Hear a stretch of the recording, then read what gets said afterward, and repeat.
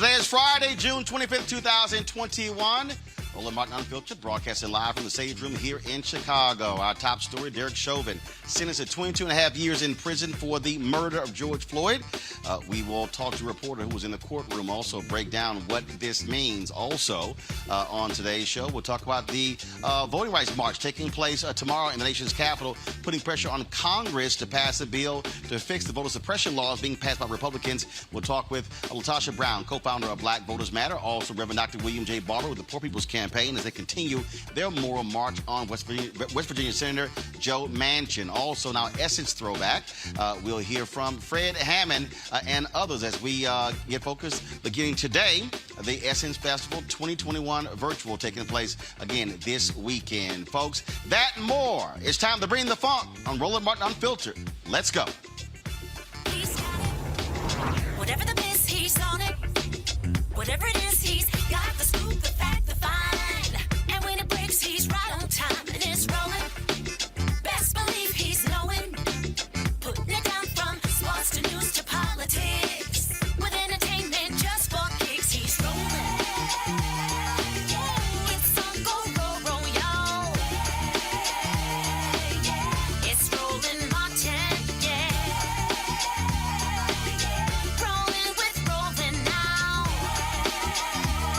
He's funky, fresh, he's real, the best, you know he's Roland Martin now.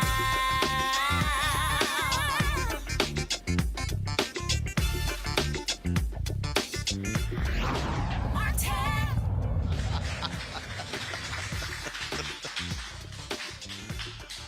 All right, folks, we're here broadcasting live from the Sage Room here in Chicago, and so glad to be here. So we're going to have a great couple of hours. We want to start off with, of course, the big news out of Minneapolis, where Derrek Chauvin, the white former police officer who was convicted of murdering George Floyd, learned his fate today and how long he is going to spend time in prison. This is what the judge announced. I'm not basing my sentence also on public opinion. I'm not basing it on any attempt to send any messages. A trial court judge, the job of a trial court judge is to apply the law to specific facts and to deal with individual cases. And so, Mr. Chauvin, as to count one, based on the verdict of the jury, finding you guilty of unintentional second-degree murder while committing a felony under Minnesota Statute 609.19 subdivision 2 paren 1, it is the judgment of the court that you now stand convicted of that offense. Pursuant to Minnesota Statute section 609.04, counts 2 and 3 will remain unadjudicated as they are lesser offenses of count 1. As sentenced for count 1, the court commits you to the custody of the Commissioner of Corrections for a period of 270 months. That's 270. That is a 10-year addition to the presumptive sentence of 150 months. This is based on your abuse of a position of trust and authority, and also the particular cruelty shown to George Floyd. You are granted credit for 199 days already served. Pay the mandatory surcharge of $78 to be paid from prison wages. You're prohibited from possessing firearms, ammunition, or explosives for the remainder of your life. Provide a DNA sample as required by law. Register as a predatory offender as required by law. And then you will receive a copy of the order and also the attached memorandum explaining the court's analysis. Anything further from the state? If this needs to be said, we just ask that it be executed forthwith.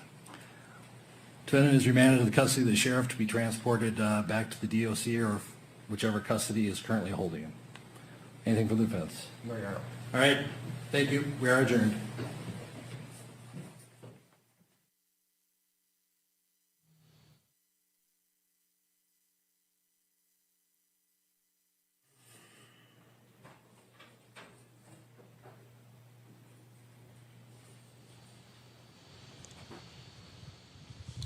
Prior to the sentencing, the family had an opportunity to offer their victims' comments to the court.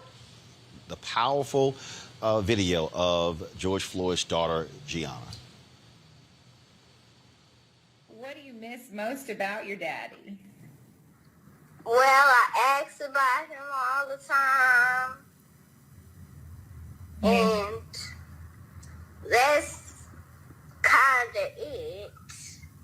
Yeah. Well, when you ask about him, what are you asking about? Well, I was asking, how did my dad get hurt? Do you wish that he was still here with us? Yeah, but he is. Through his spirit? Yes. Yes. And when you see your daddy again one day, what do you want to do when you see him? I want to play with him. What kind of games do you want to play with him?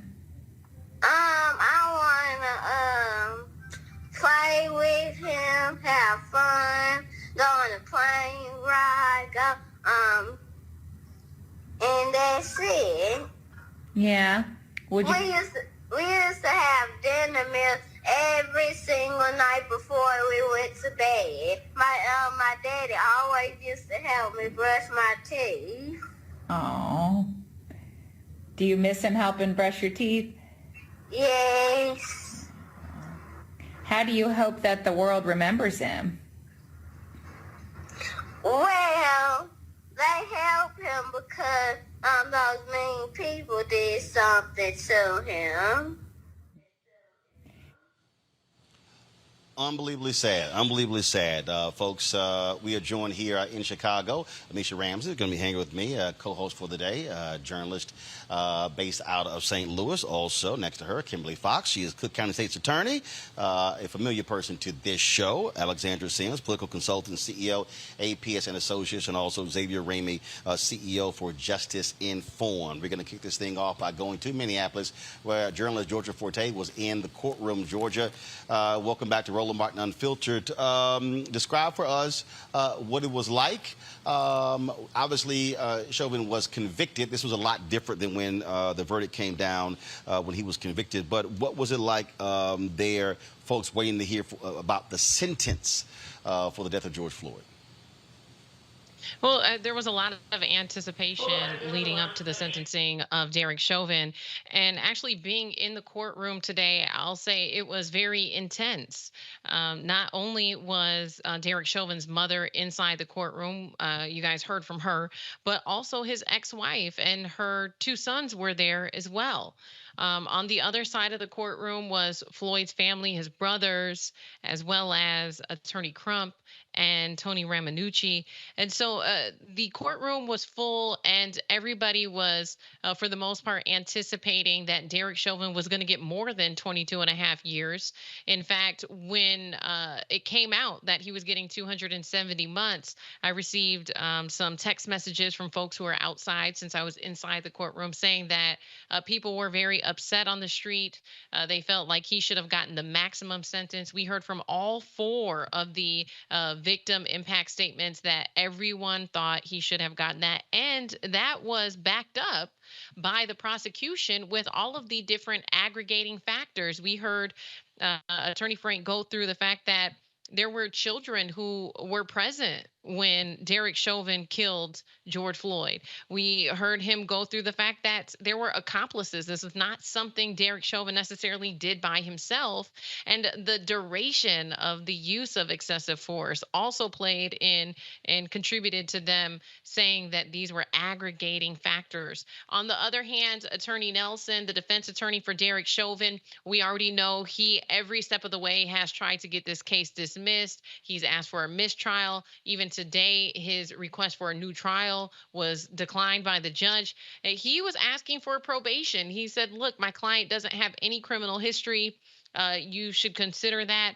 And the part, Roland, I think for me, that was the hardest to sit through because at the end of the day, yes, I'm a journalist, but I'm also biracial, and I identify very strongly with my Black heritage. It was very challenging to listen to Derrek Chauvin's mother make these remarks about his career and talk about even his accolades and the fact that when she pinned his badge on, it was her happiest moment in her life, and it felt a little out of place, out of context for that moment.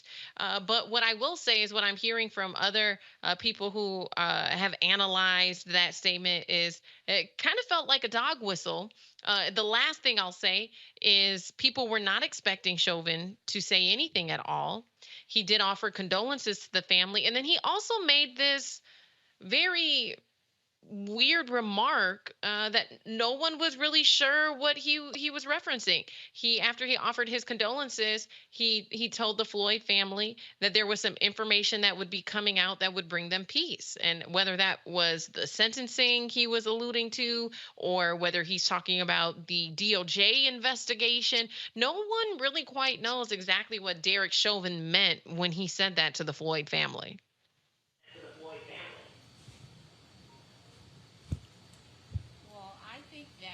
This entire trial for a lot of people has been traumatic. I mean, to see the Floyd family go up there again, and I thought it was really important that they had all of the brothers of George Floyd telling the judge, pleading to the judge for the maximum penalty, and listening to Giovanna.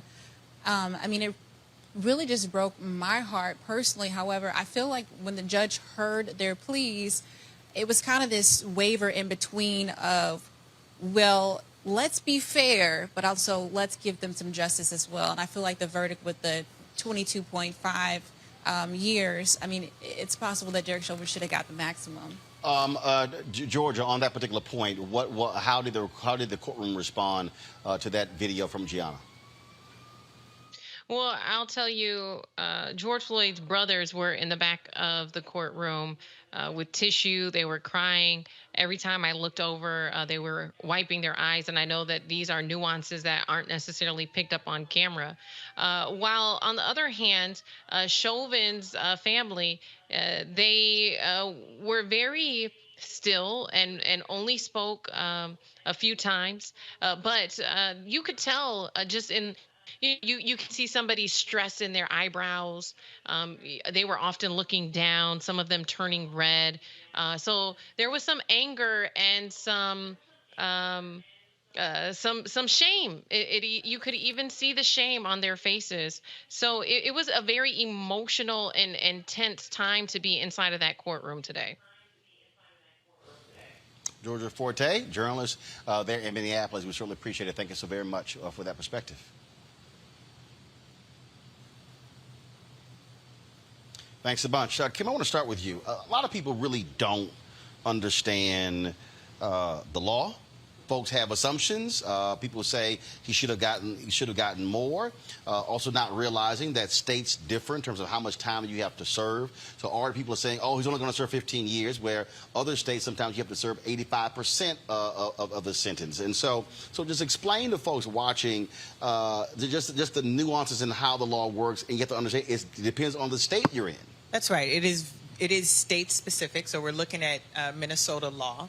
And what he was looking at was a range that was from probation, which is what his attorney was asking for, up to 30 years. And that 30 years included what we call aggravating factors. So it's not just that he killed someone, but these aggravating factors made it even more egregious. The fact that he did this in front of a child, the fact that he was a law enforcement officer, and we have higher expectations for them. And so those are the factors that a judge is supposed to look at. What is the crime? What are the penalties that we can assess? And what are the aggravations? So this made it more heinous, or mitigation. So mitigation is he's never been arrested before. He was in law enforcement. He had, what are the things that should make his sentence even more light? And so it depends on the state. Here in Chicago, you'll recall we had an officer involved murder involving Jason Van Dyke, right, in the killing of Laquan McDonald, right, on video, shooting this young man 16 times as he lay on the ground. I don't think you could think of anything more egregious than what we saw in that video, and yet Jason Van Dyke is only serving 6.5 years. And so you see the wide disparities that happen. Under Illinois law, he could have been sentenced to far more. And so this 22.5 years will never feel like justice. I don't know that justice is anything less than Gianna having her father with her, but it's why we see the disparities of a Laquan McDonald murder only getting 6.5 years to George Floyd getting 22.5. Alexandra, one of the things that I have, I was doing a radio a little bit earlier that I've been trying to explain to folks as well. A lot of folks have been saying, okay, not justice. But the reality is that the power of the protest, they have made a difference, because I dare say you can't recall in the last 2 years the number of police officers that have actually been convicted. We're talking about before, they wouldn't even go to trial. They wouldn't get indicted. And so you are seeing a shift in the consciousness of grand juries, but also this is the impact of having different DAs. Oh, yeah. I mean, I think prosecutors across our country, so I think not only has this case shook our entire country, I think being locked down and COVID brought attention to this case. So everyone had to watch and see racism in their face. But then you see, prosecutors like our state's attorney here. You see him across other women like Aramis Ayana out in Orlando. You see Rachel Rollins. You see a bunch of progressive prosecutors being elected to push, because that's important roles, right? Those are important roles that really mean a lot in times like this, right? And I think that I also want to give credit to millennials. I think that millennials have stepped into these roles and have done protests weeks after weeks after weeks. Just this week here in Chicago, we had a protest, and I think that without this terrible situation, this terrible case, we wouldn't have brought light to that, and that's when you see progress. And, you see convictions, but you need laws to change also, right? So prosecutors can get you to one step, but there's use of force laws that really protect officers. And I can't say that enough, not only in Illinois, but across the entire country. So not until we change some of the police officer Bill of Rights can we really move forward. Well, Xavier, that's why I think the nuances of the law makes a difference. And what I mean by that is, what people are learning is that, because before it was, all the focus was on Congress. And you're sitting there going, but they can't change a state law. Then it became, okay, well, let's focus on state legislatures and governors. Well, but they don't control, they're not the judge, or they might not be the DA. People now, I think, are understanding civics a lot better, and realize that there are multiple touch points that you have to deal with when you're talking about dealing with this. You must deal with the police union contracts with the cities. You must deal with the Bill of Rights. You must so it's like there's all kind of different pieces to it. There's no one way to have police reform in America. Yeah, what you're pointing to is something I call the ecosystem of justice work. It happens with many different people, many different touch points, and often across the arc of time. The reality. They can't hear you for some reason, so let's just bar that microphone there, and let's fix that problem. Yeah, what you're alluding to is what I would call the ecosystem of justice work. That a lot of this work happens across many different people, across time, variances in state law and such. The reality is that what you're talking about is a question of how do we actually achieve justice? Like, what is justice? How do we keep black people safe? How do we actually ensure safety in our communities? And the question of the apparatus of that, I think, is at the core of the question of police reform, and it starts with the question of police, right?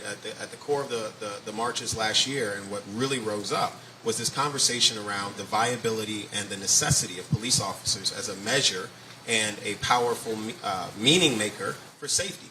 Particularly as it relates to black and brown people. And I think what's been lost in the conversation, and even in the sentencing that we saw today, what's been lost in that conversation is this question around what really is justice, what actually would bring George Floyd home, meaning would have prevented his death, and at no point would that be 22.5 years or 100 years. At no point would that have been a police officer. It would have been an ecosystem and network of relationships, distribution of economic resources, the question of permissibility, the reduction of bias as it relates to anti-blackness, and these sorts of things.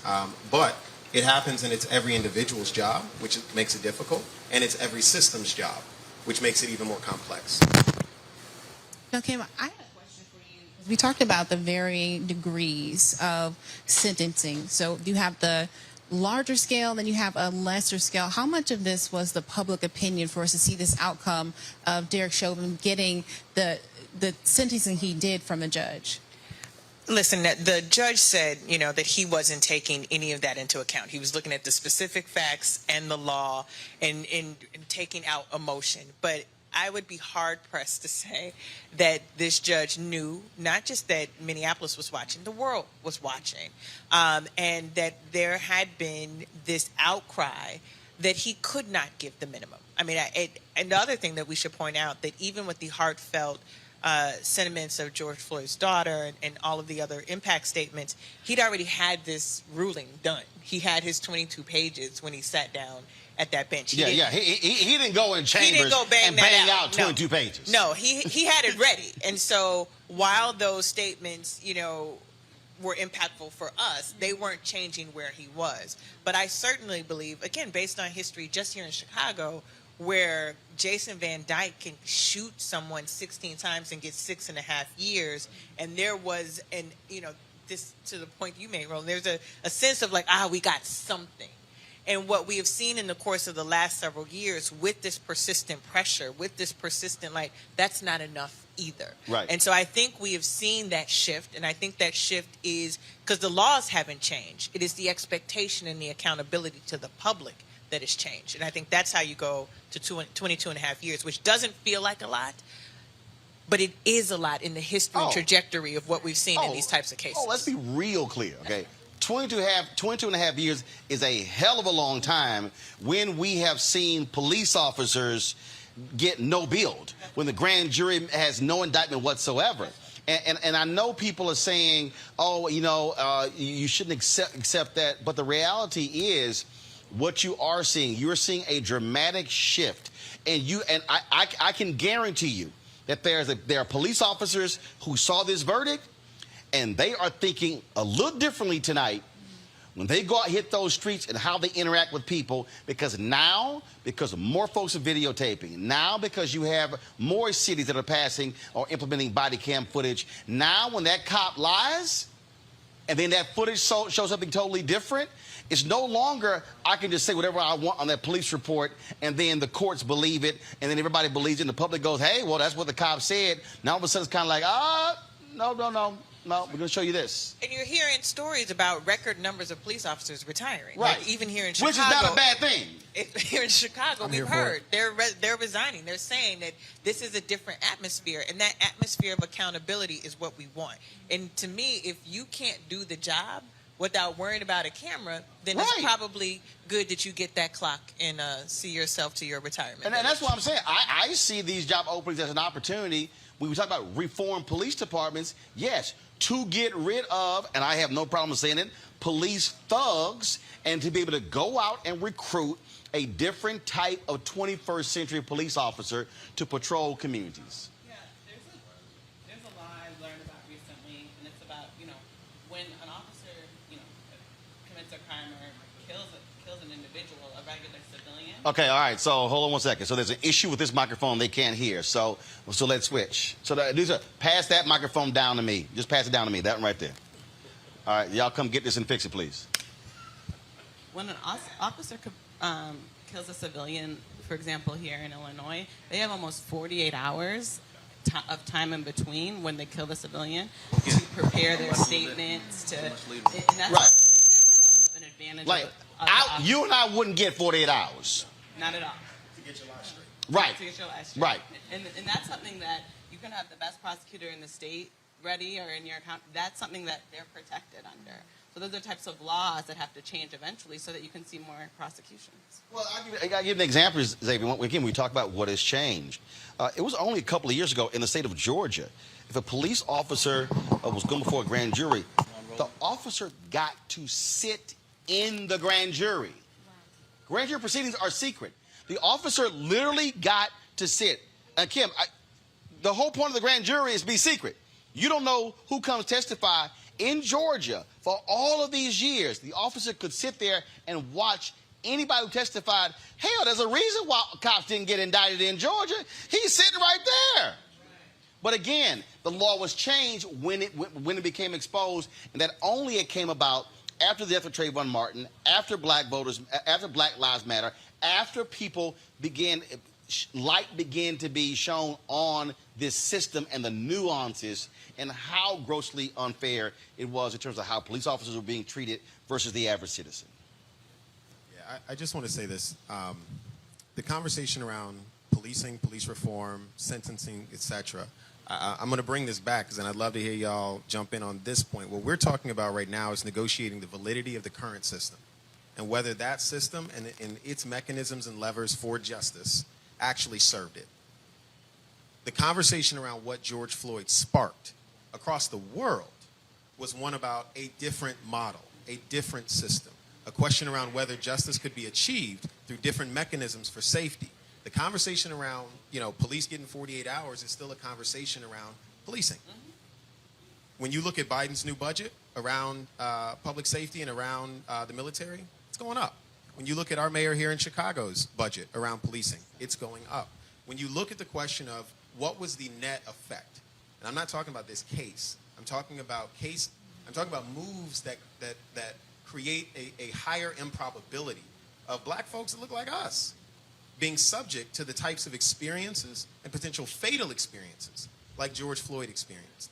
And when I look writ large across America, that's not what I see. I don't see consent decrees being enforced where they exist. I'm not seeing them being requested or demanded by many of our legislators. But this is why I'm saying you have to connect the dots, because a conversation about changing a system cannot overlook. You have to change the people who actually change the system. There were people who were protesting last year about the George Floyd who said, I don't believe they're going to change. That's why I'm protesting. I'm sitting there going, you can't change policy unless you deal with the people who are voting on policy. A protest in the street means nothing unless the policy changes, which means you might have to change the politicians who are voting on policy. And so I've heard that. I've heard people go, man, this nigga's not going to change, so I'm going to go protest. And I'm going, yeah, but you can't protest and not vote.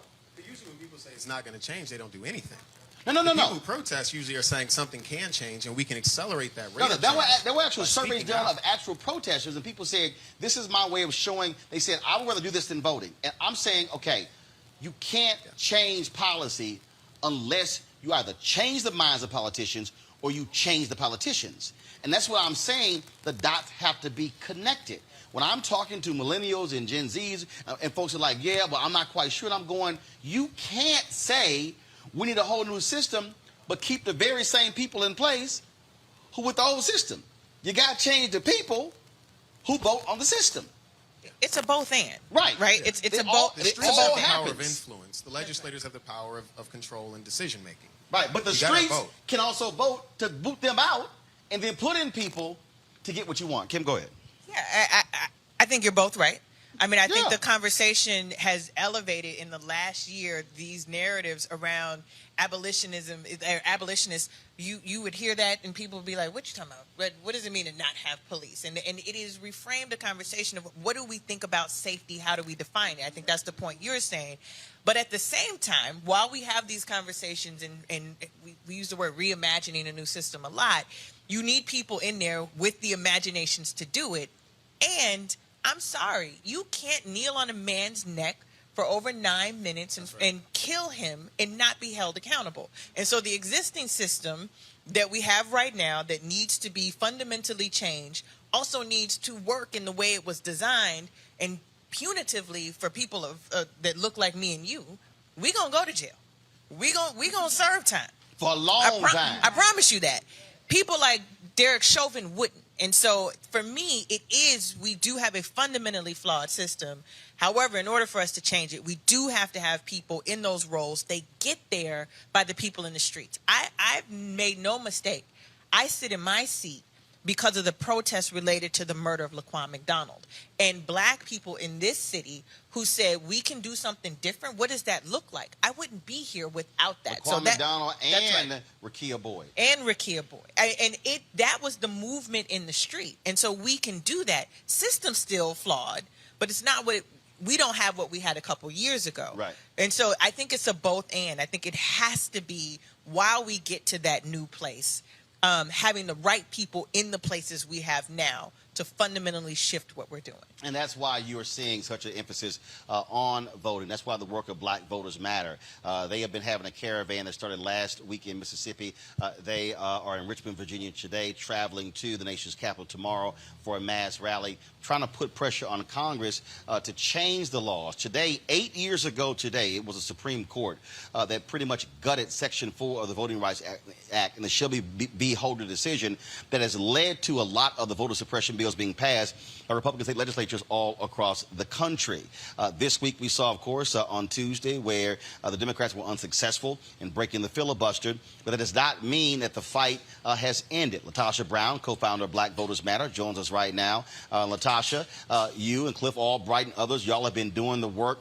As y'all haven't been just driving from the South. You've been having rallies every single day, actually registering people along the way. We've been live streaming those events here at Roland Martin Unfiltered. So talk about how we have to get people to understand that the cases of a George Floyd and the sentencing of a Derrek Chauvin and the election of judges and the election of DAs and the election of attorney generals is all related. They all go together. One, Roland, thank you for having me on, and you're absolutely right. That's what we want people to understand. Even for the work that we do, we're not a civic engagement organization. We're a power building organization. We want people to think more deeply about power. We want people to think about voting to the extent that voting is one of the tools actually of building political power, and so that we make a decision around who is in and who's in office. I think did we lose Latasha? I think Latasha froze there. So first of all, y'all understand they're literally on the road. So she's actually on the bus, and so they'll let me know. They'll let me know when we get her signal back, so we continue the conversation with her. I'll come back to the panel here, and anyone can take this. This same thing, the public pressure of trying to, and what they're doing is methodically walking people through. I call it Civics 101. Unfortunately, we don't have the schoolhouse rock on Saturday mornings because it's a whole lot of folk ain't got a clue about civics these days. And the work that they're doing is vital. And what even with the election of President Biden and Vice President Kamala Harris, that was by a small margin. And so when we talk about every vote matters, the work that they're doing, it does matter. Yeah, but Roland, to that point, I think a lot. We always talk about this, right? Like the flash point of presidential elections, and then everybody goes home. Right. And this notion around civics is, and I wish we did teach more of it. Teach people how the system works, how they can engage with it. The sitting back and saying, well, I did my job, I cast my vote, I did my thing. Right. That is not. That's how we end up with process. Right. Yeah, now it's another. You end up with. I mean, that's why change takes 50 years sometimes, because the pressure requires a continual pressing to ensure momentum. We lose momentum every election cycle. We start looking to the midterm rather than looking the day after the election or the day after the inauguration.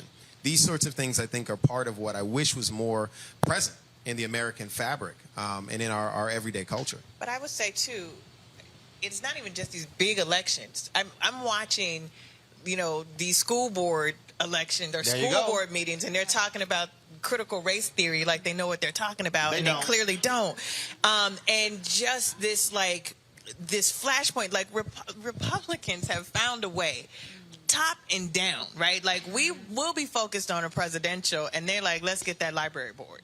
And determine which books are going to be able to come into our communities. And so I think this education campaign that Black Voters Matter is doing is just that it is every level of power, every decision-making body you need to know about and have some input in, because we have had systems in place where we don't know our history because you have school boards that actively refuse to teach it. And what we're seeing right now in this conversation around their version of critical race theory that they think is happening is the exercise of that power, and we're seeing that in real time. Latasha's back. Latasha, to that particular point, has that been one of the things that y'all have heard as you've been traveling, how people also realize school board races matter, water district, all of these unsexy races that people don't get a lot of attention but impact people on the local level?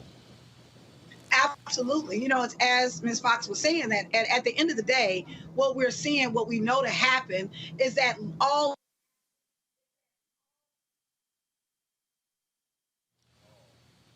All right, so let's do this here. talk to people about voting. We're not saying that voting is going to solve all our problems. We're not saying that voting is the end all or the be all, but that voting is one tool. And when a community is in battle, when a community is at war, when a community is literally fighting for their very humanity, we have to use every single tool available to us. And so as we're talking to people about voting, it is not our point to try to convince people to believe in the system, but we want people to believe in themselves. And so as we talk about the power of the vote, we talk about that as one tool that we actually can use our agency to determine what conditions we're governed, who is in position that is governing us, and what policy priorities are at play. That is very important. It is very critical. It makes a difference what DA is in office. It makes a difference if the mayor believes in housing or not. It makes a difference if you have a city council that will make sure that there's equity in the development around the city. And so part of our work is really around voting as a means to an end, that we use voting as a tool. It's not the end in itself, but as a tool to build power so we can advance an agenda in our community. You're currently in Richmond, right? She's in Richmond? Yep, all the way to D.C. What is some of the reaction that you have gotten from the people as the boots on the ground when you're talking about getting people registered to vote? Is it something, and believing in themselves, what is that like? You know, we've done several tours. This has been an extremely powerful tour for us. People are frustrated. People are tired. People want to see change. And everywhere we've been going to large cities. We've been going to this Atlanta and Nashville and Birmingham and Raleigh and the cities that you know. But we've also been going to rural communities in small areas like Cuba, Alabama, and Columbia, Tennessee, and Berkeley, West Virginia, that no one has ever heard of very few people have heard of. And as we're going, the message has been consistent. People are saying that they want a government that's going to be responsive to them and their issues and their needs. And that people are very upset about what is happening with this voter suppression tactic. They can call it whatever they want to. They can fix it up all they want to and say, oh, this is about voter security. But anybody who is reasonable and rational knows that what we're seeing right now is an attack on Black voters because we showed up and showed out this last election cycle. And for us, the work isn't just on voter registration. Voter registration is one component of the work. The work is really around voter education and voter mobilization. That one, we have to use a strategy of knowing that our numbers, that in cities and communities and states around the nation, that literally we can use our collective power to put people in office, to take folks out of office, and to decide what are going to be the policy priorities. So we have to really recognize this is a strategic tool about how do we literally advance and shape the kind and transform the kind of nation, the kind of communities that we actually deserve. And so that's part of what, when we're talking to folks, less than even registration, that ultimately people have been turned off from the process because they, even the message of, well, you got to vote because someone died for you, that's true. And we should honor that. But people are trying to figure out what is going to change the quality of my life right now. How can I make sure that I'm getting away? I'm getting my bills. People are wondering how can they get.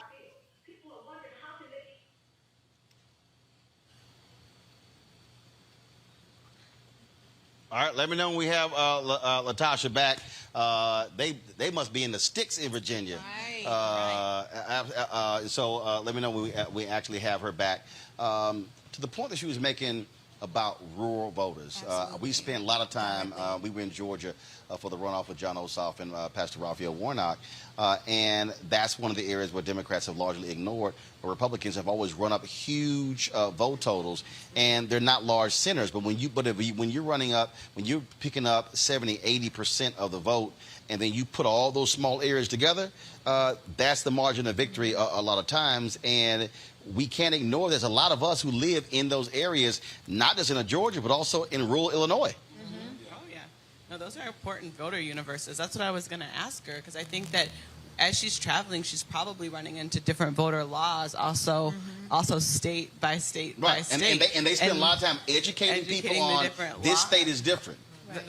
and what has been put in place literally to keep our people restricted state by state. Illinois actually does a good job of allowing us to register same day, but when you're in Virginia and some of these other southern states, that's not the case. But I think when you're talking to rural voters, you'll find that some of the best tools are really getting to know the neighborhood, getting to maybe know the pastor, getting to know literally who are some of the biggest surrogates and stakeholders in the community that can sway other parts of the community. So all you really need is some lockdown and door-to-door knocking, and you'll hold on to that constituency base. Yeah, a lot of this really makes me think. A lot of this really makes me think about the question of technological access as well. We've been talking about voter mobilization. The other side of it is voter education. We were touching on that a bit around civics. I'm thinking back, Kim, when you were running in that first race. That was when that app Ballot Ready first came out, and so many people started to participate because they actually knew the rest of the folks on the ballot. They had the access to information about all those judges, all those water reclamation district commissioners, these sorts of folks. And so there was less intimidation once they got into the ballot box. And I think that's another part of the conversation around voting that needs to continue being a major part of how we focus on not just getting people into the booths, but making sure that they feel comfortable and educated to make a decision in their best interest, and not just be there for, well, I know that the two people I know, and they had the most money, so they sent the most representatives to my church, and so I'm coming to vote for them. And that's not how we get more people into this pool. I think another thing that people, when you are working with our folks in registering, expanding the electorate is very expensive. I think that's something that's also educating people how to vote takes money, and it takes making sure that you're touching a voter maybe 4 or 5 times before election day. Registering is one step, but then you've got to call them, text them, call them, text them about 5 or 6 more times before election day, and that costs money. So another part, I know people don't want to hear it, but another part of being civically engaged is money too, and we need people to be giving money to some of our candidates that we believe in as well. Well, and I think when you talk about the money piece, but it's also it's using our power to change these dynamics. And I've said this in the past. I got no problem saying it. Part of the problem with many of these elections, especially when you talk about who's targeting black folks, you got too many smart-ass white boys who want to spend money chasing a Republican white woman in the suburbs who ain't gonna vote for you anyway. Okay. Okay, numbers don't lie. If you turn out more of your likely voters, you are likely to win. So you might want to spend money on more of your likely voters, which also means that you have to be thinking about that a lot earlier. I've been saying, right, look, the 2022 midterms next year. Every House seat's going to be up. You've got about some critical U.S. Senate races in Wisconsin, in Georgia. You got the re-election of Warnock. In Arizona with Mark Kelly. You got the open seats in North Carolina and Pennsylvania. Rubio versus Demings in Florida. You also have the open seat in Ohio. Those are going to be critical. The question now is, how are you putting the coalition together to turn folks out? But then again, you also got to have policies that you can actually tout that's going to get somebody to vote. And so when Democrats don't move on the voting bills in Congress, look, you're not going to be able to successfully go out and say, well, we passed Juneteenth. I'm fully supportive of that, but you got to have something else behind that. And so that to me is also one of the things. And what I've said to black politicians, they've got to be willing to look at the Democratic Government Association, the DSCC, DCCC, and all of these progressive PACs who also act like black folks don't exist. You had a major advisor this week to Reid Hoffman, founder of LinkedIn, who came out and said that Democrats were spending way too much time on the voter bills. They should be focusing on some other bills. Otherwise, the donors are not going to be excited. And I said, your ass need voters excited. Just because you got money, I said, you give all the money in the world and get your behind kicked. I said, so you better have some policies that's going to excite somebody to say why I should vote for you. And again, that's part of the deal. There is a real racial dynamic that exists within the Democratic Party, also with how them hiring white ad agencies to control dollars. And then all of a sudden, nah, we don't want to spend real money on black community. Yo, we got that. And I'm sitting there going, no, because there are fewer of us who are self-identifying as Democrat, which means you're going to have to work for this thing a lot harder than you did before. Well, I think the best example of what you're saying is when they spent all that money on Wendy Davis in Texas that year. instead of putting that money into a state like Georgia. And now they're learning, the Democrats learned, oh, we could have put that money into Georgia.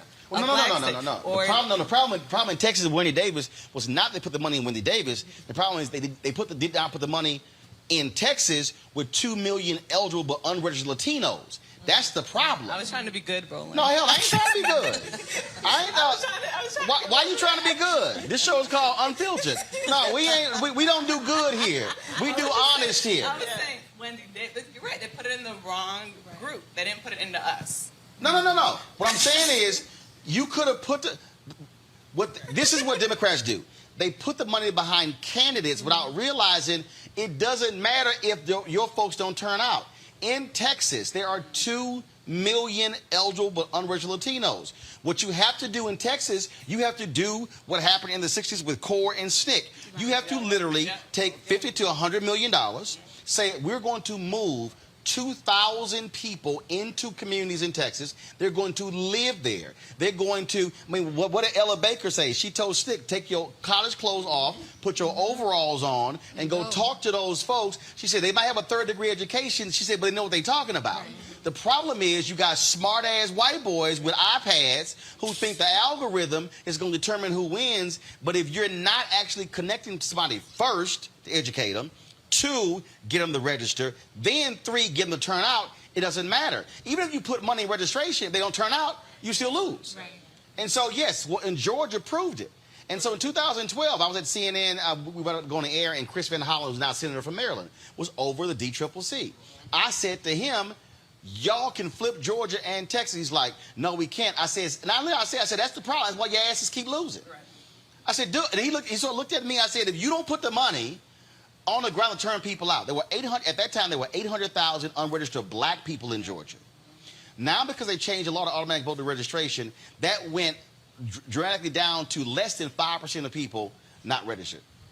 But again, that's sort of what they do. They only think in terms of cycle to cycle. It's a ground game. And I think, and so what Latasha and Black Voters Matter is doing, they're about how do you cultivate the ground. Is she back? Y'all got her back? Yep, I'm here. Latasha, to that particular point, cultivating the ground. Absolutely. Year-round. Talk about that. Roland. You know, Roland, the way that I see it is there are 3 things. If you want to say the 3M strategy, it is money, message, and mobilization. That you've got to put money on the ground. Part of what we would see is that oftentimes in these areas, these predominantly African-American areas, and some in rural areas, some in suburban, some even in urban areas, you saw this very episodic last week, I would call it the last 3 weeks around the Negro Up money, where they would drop some resources out, and you're supposed to go round black folks up to go vote for them, right? Which is not effective. It's shown is not effective, and it's certainly not empowering. And so even for us, our model, which is why we created Black Voters Matter Fund, we actually put half of our budget directly on the ground, investing in our partners to do the work that they're doing. Last year, we invested and raised and invested over $10 million to 600 Black-led grassroots groups on the ground. Many of those groups, you might not know their name, you haven't heard of them, but they're the work, they're actually the fathers of the earth, they're the folks that are doing the work. And that's where the investment should go. The second thing, message matters. That at the end of the day, if you got a message that literally you're marginalizing, you can't say Black, we're unapologetic in what we're saying.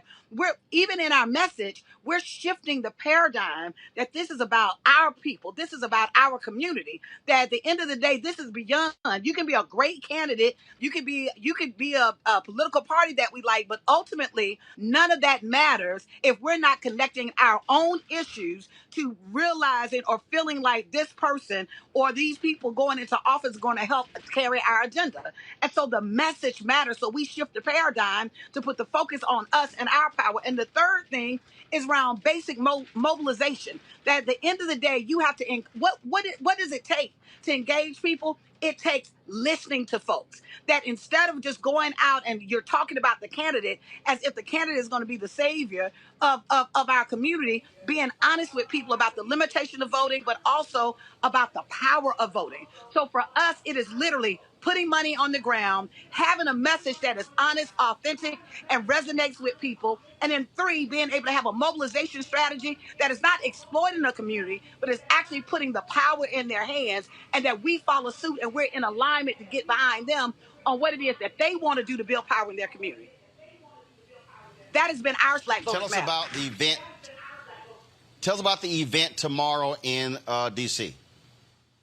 So we are doing the Freedom Ride for voting rights. We have been on the road for 8 days. Tomorrow will be our 9th day. We're going to D.C. We're having a voter rally that literally we have over 40 partners that have joined us, that we're saying that we're fighting back against voter suppression. That 60 years ago, there were people that got on these Freedom Ride buses to make sure that they tested segregation, and as a result, their work, they won. We believe the same thing has to happen, that we're not putting our fate in this country in the hands of any political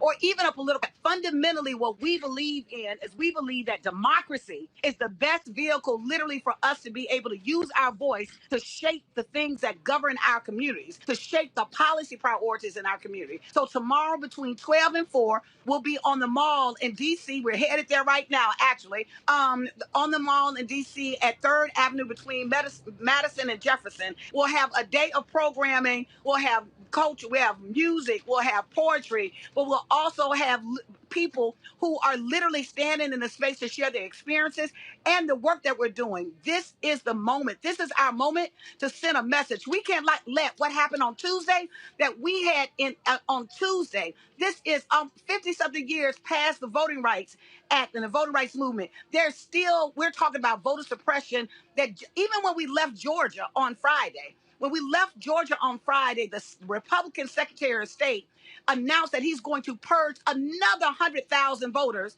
from the polls. Who do you think that's directed in? In addition to that, they're also removing a board of electors from the boards. Like Helen Butler, who's a longtime civil rights activist, has ran and worked with Joseph Lowry, has been a staunch advocate for voting rights, for no reason is being kicked off the board, quite frankly, because she's Black, and she's a Black voter, and it represents the interests of Black voters. So we're seeing this enormous, egregious kind of attack on Black voting power, and we've got to respond with the same level of intensity that those folks are actually creating to try to marginalize us. We're seeing this in 47 states around the country. We can't be silent on this. This is our moment. So we're asking people, even if they can't join us, what they can do is support our work. You can text Freedom Ride to 797979, or you can join us virtually. We can join us on your platform, Roland, between 12 and 4 tomorrow. Please join us virtually if you can't come to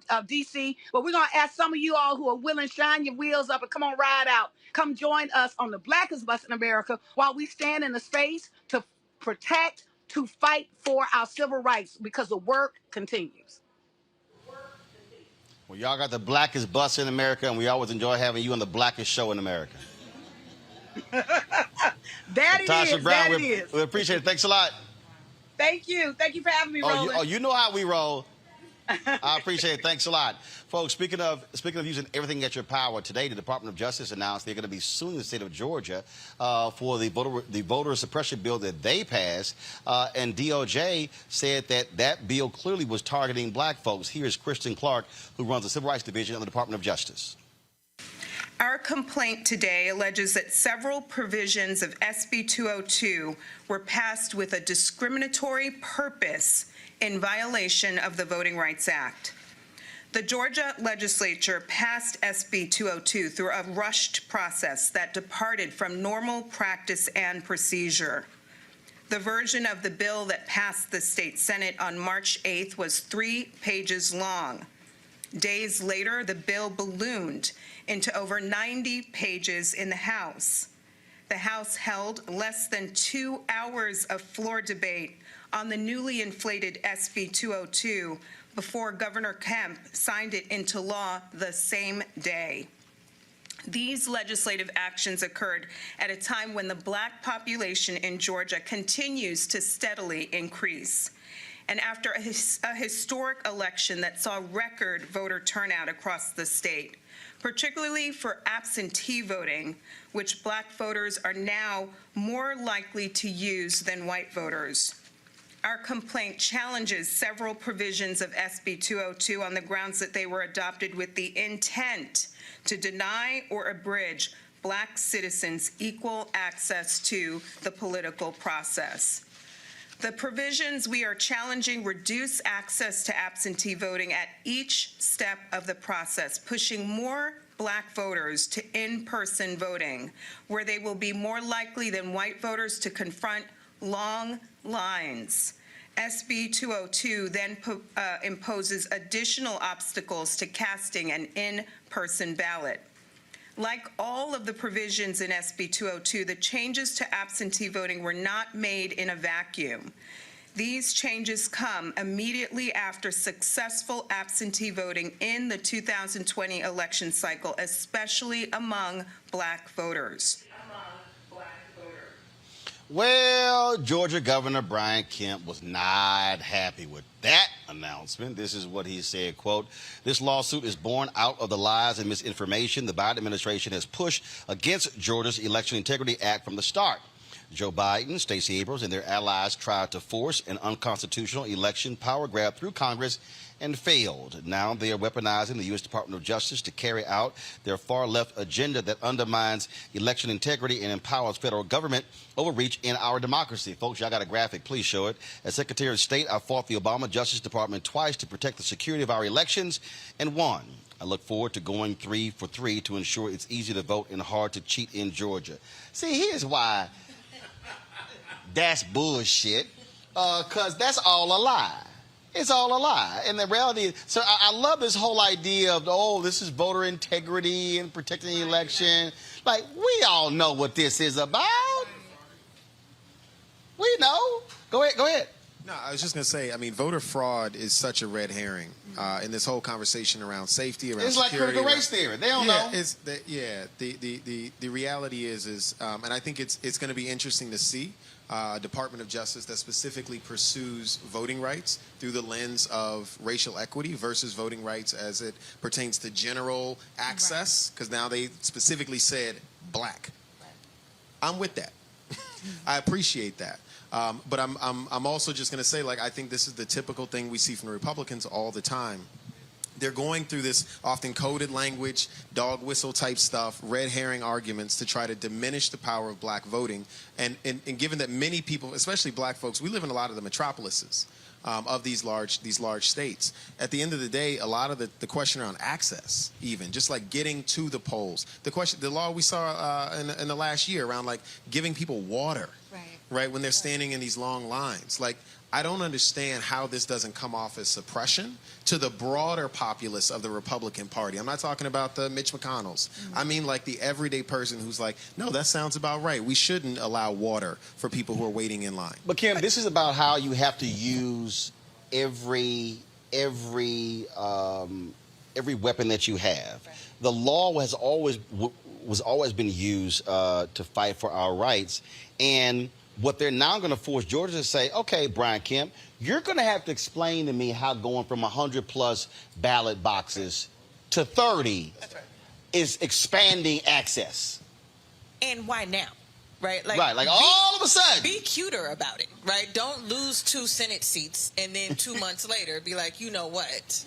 Less voting boxes. Like, be smarter with it. And so I think that's right. I think it's not even just a red herring. I mean, it's like a flock of birds. It is, you cannot lose as badly as they did. They flipped 2 Senate seats in Georgia. Like, we reveled in it, but it is really was unheard of. And so now this unprecedented push to put these laws in place, which are clear access suppression, and to have the DOJ, and I think they should be commended because they do know that it was places like DeKalb, it was Atlanta, it was these centers that were Black centers that they were fighting against the most. And by the way, the former president, was unapologetic in coming after Kemp and Raffensperger about, like, find me 11,000 votes. Yeah. I mean... And so now we're going to find them by, like, making sure that we cut down the rolls of people who are doing that. Go. And so it's like ironic to me that you get punched by the former president. I mean, punched. I mean, he, like, was having Kemp, Raffensperger, putting them out all the way on Front Street, and they were defending themselves, and this man is gone, and now still trying to be in keeping with what the Republican Party has come. That's who they are now. That's who they've been, and that's who they've come. He campaigned against them. Correct. Y'all kissed his butt, and he still campaigned against you. You the fool. I also love how he had to put Stacey's name in that statement. Oh no, because so mad. Still. Well, he put a name in there because he's also scared about next year. Oh yeah, that's right. Mm-hmm. That's what he's scared about. As he should. He's scared about next year. As he should be. Yeah. So it's but the thing is we still go back to it, and I have these people who are constantly saying, well, Roland, you're always talking about voting, how's it going to change something? In fact, I even had this one fool on YouTube. And see, they think I don't read stuff, but I do.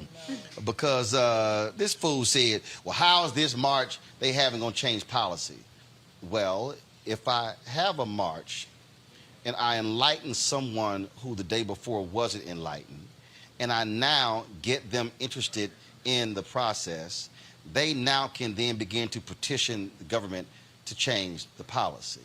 See, that's just what really just sort of amazes me when some of our folk are so stuck on stupid that they say these things as if people aren't changed when they see marches or they see protests. And it drives me crazy when they go, well, man, that's not going to change nothing. Yeah, probably you sitting on your ass at home not going to change anything. But I can show you examples where people were empowered and things did change.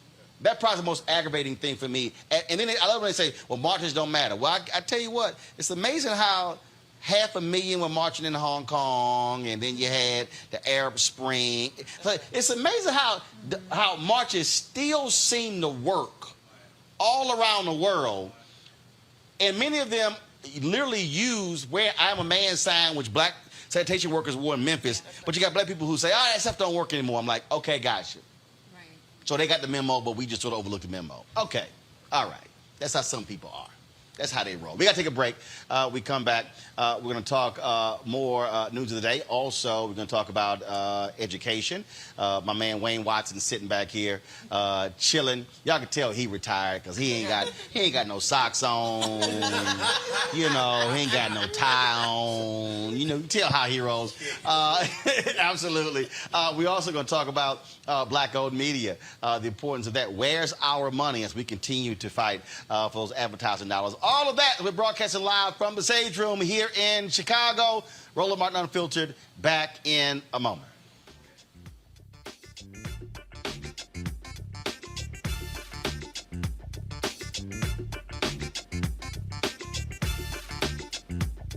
I believe that people our age have lost the ability to focus the discipline on the art of organizing. The challenges, there's so many of them and they're complex. And we need to be moving to address them. But I'm able to say, watch out, Tiffany. I know this road. That is so freaking dope.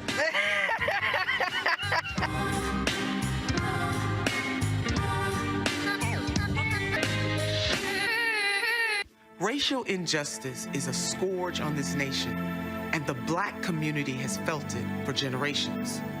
We have an obligation to do something about it. Whether it's canceling student debt, increasing the minimum wage, or investing in black-owned businesses, the black community deserves so much better. 60 years ago, the Freedom Riders rode buses to fight against segregation. They won. And now, as voter suppression is sweeping the country, we're riding out again.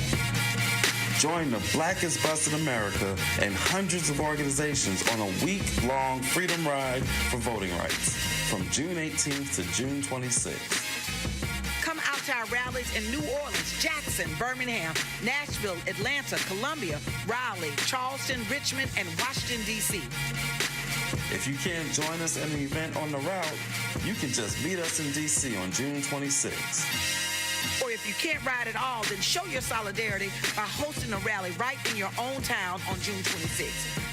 No matter where you are, everybody can be a Freedom Rider. To learn how to get involved, text Freedom Ride to 797979. We got power, y'all, and we're bringing it to D.C.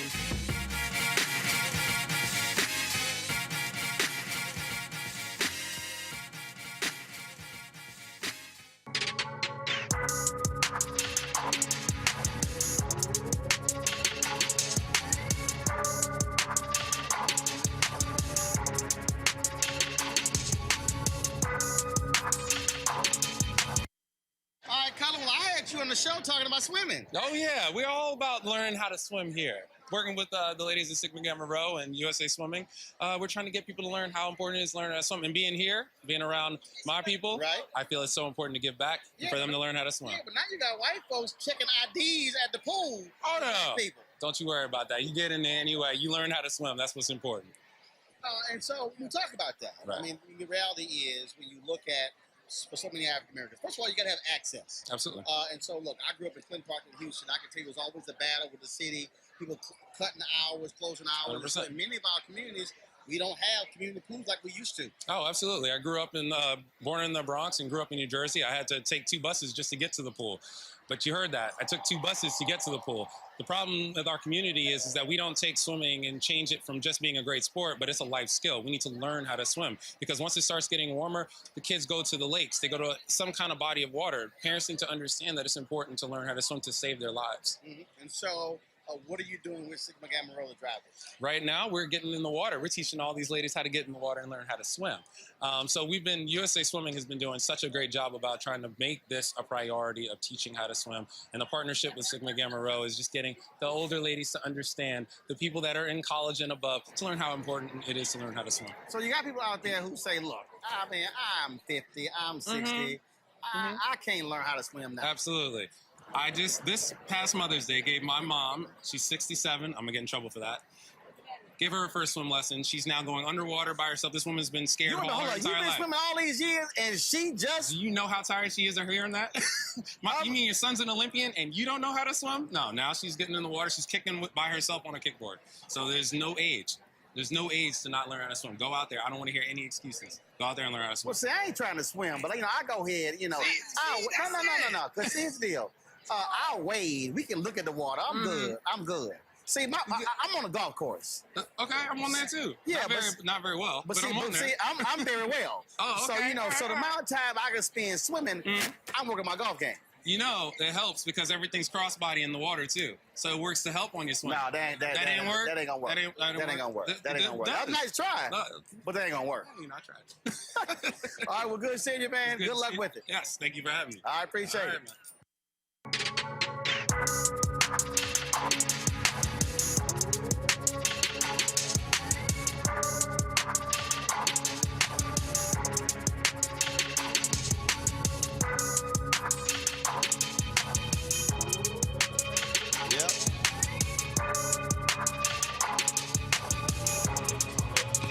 All right, folks, Essence Festival virtual this year. It begins today. That's right, tonight.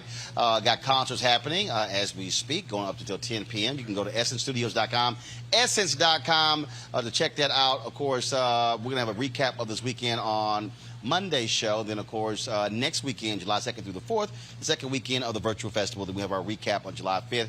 So we certainly appreciate Coca-Cola for being our partner in this. All right, y'all, let's talk about this story.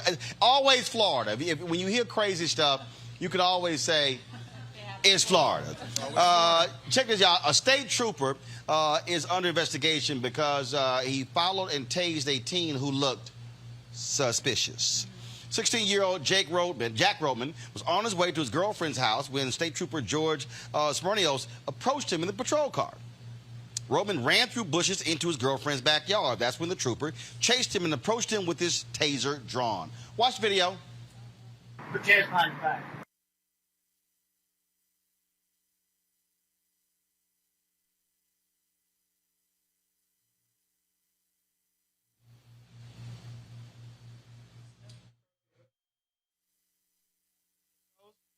I'll do a reset.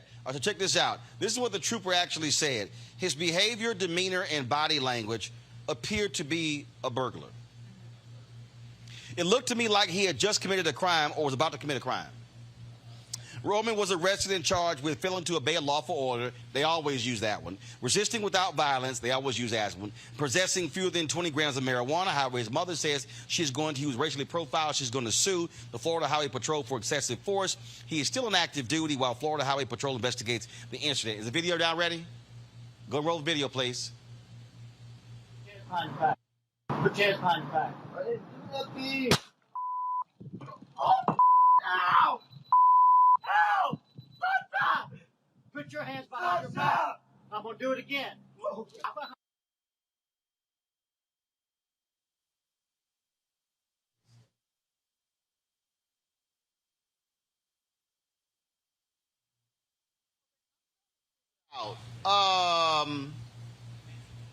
I didn't see you commit a crime, but you look like you just did. I'm trying to figure out what the hell that looked like. America? Yeah, I mean, police have the ability to stop you if they have a reasonable suspicion of you having done something or doing something. And it doesn't extend to just you are in a place that I don't think you should be. There's standards to that. And so I think, and the use of force because he is not complying with you when, again, what is your reasonable suspicion? Looked suspicious doesn't cut it. He looked like he just either robbed someplace or he was on his way to robbing someplace.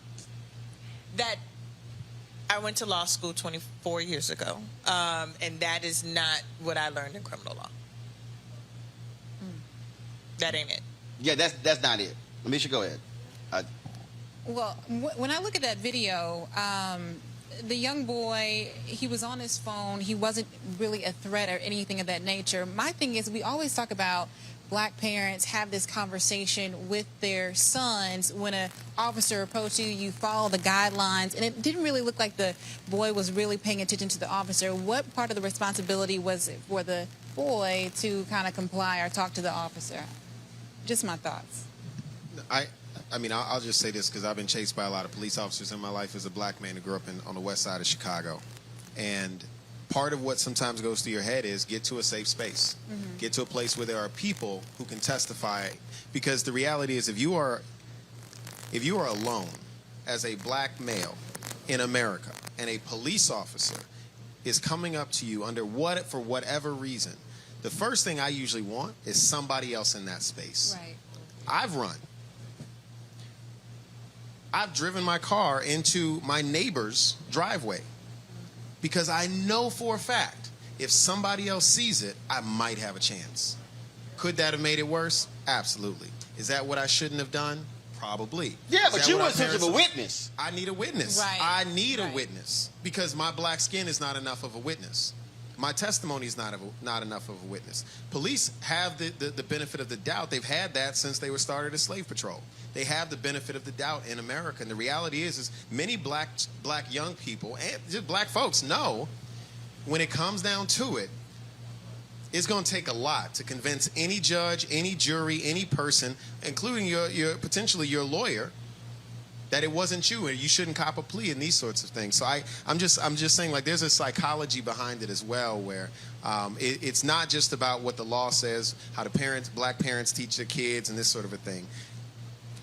When you're in that moment, it's different. I'm just still trying to figure out. What's suspicious? He looked like he either just robbed something Roland, or he's on his way to robbing something. That's generational. No. I'm just trying to figure out how you even let that come out your mouth.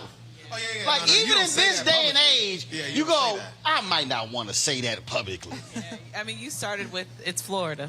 So, right. I mean, for me, I'm so tired of videos. But, I don't want to watch another video. And just watching him hit the ground like that looked like he could have had other injuries, It's just sad and scary. And even having to say, what should he have done? What should the cop have done? This is not our responsibility. These are our communities. That's not he's supposed to keep us safe. So, it's bold for him to say that. I can't believe he said that, but in some ways I can, because what he looked like he looked black. So that's why he looked suspicious. This is why I'm just going to go ahead and beat this drum again.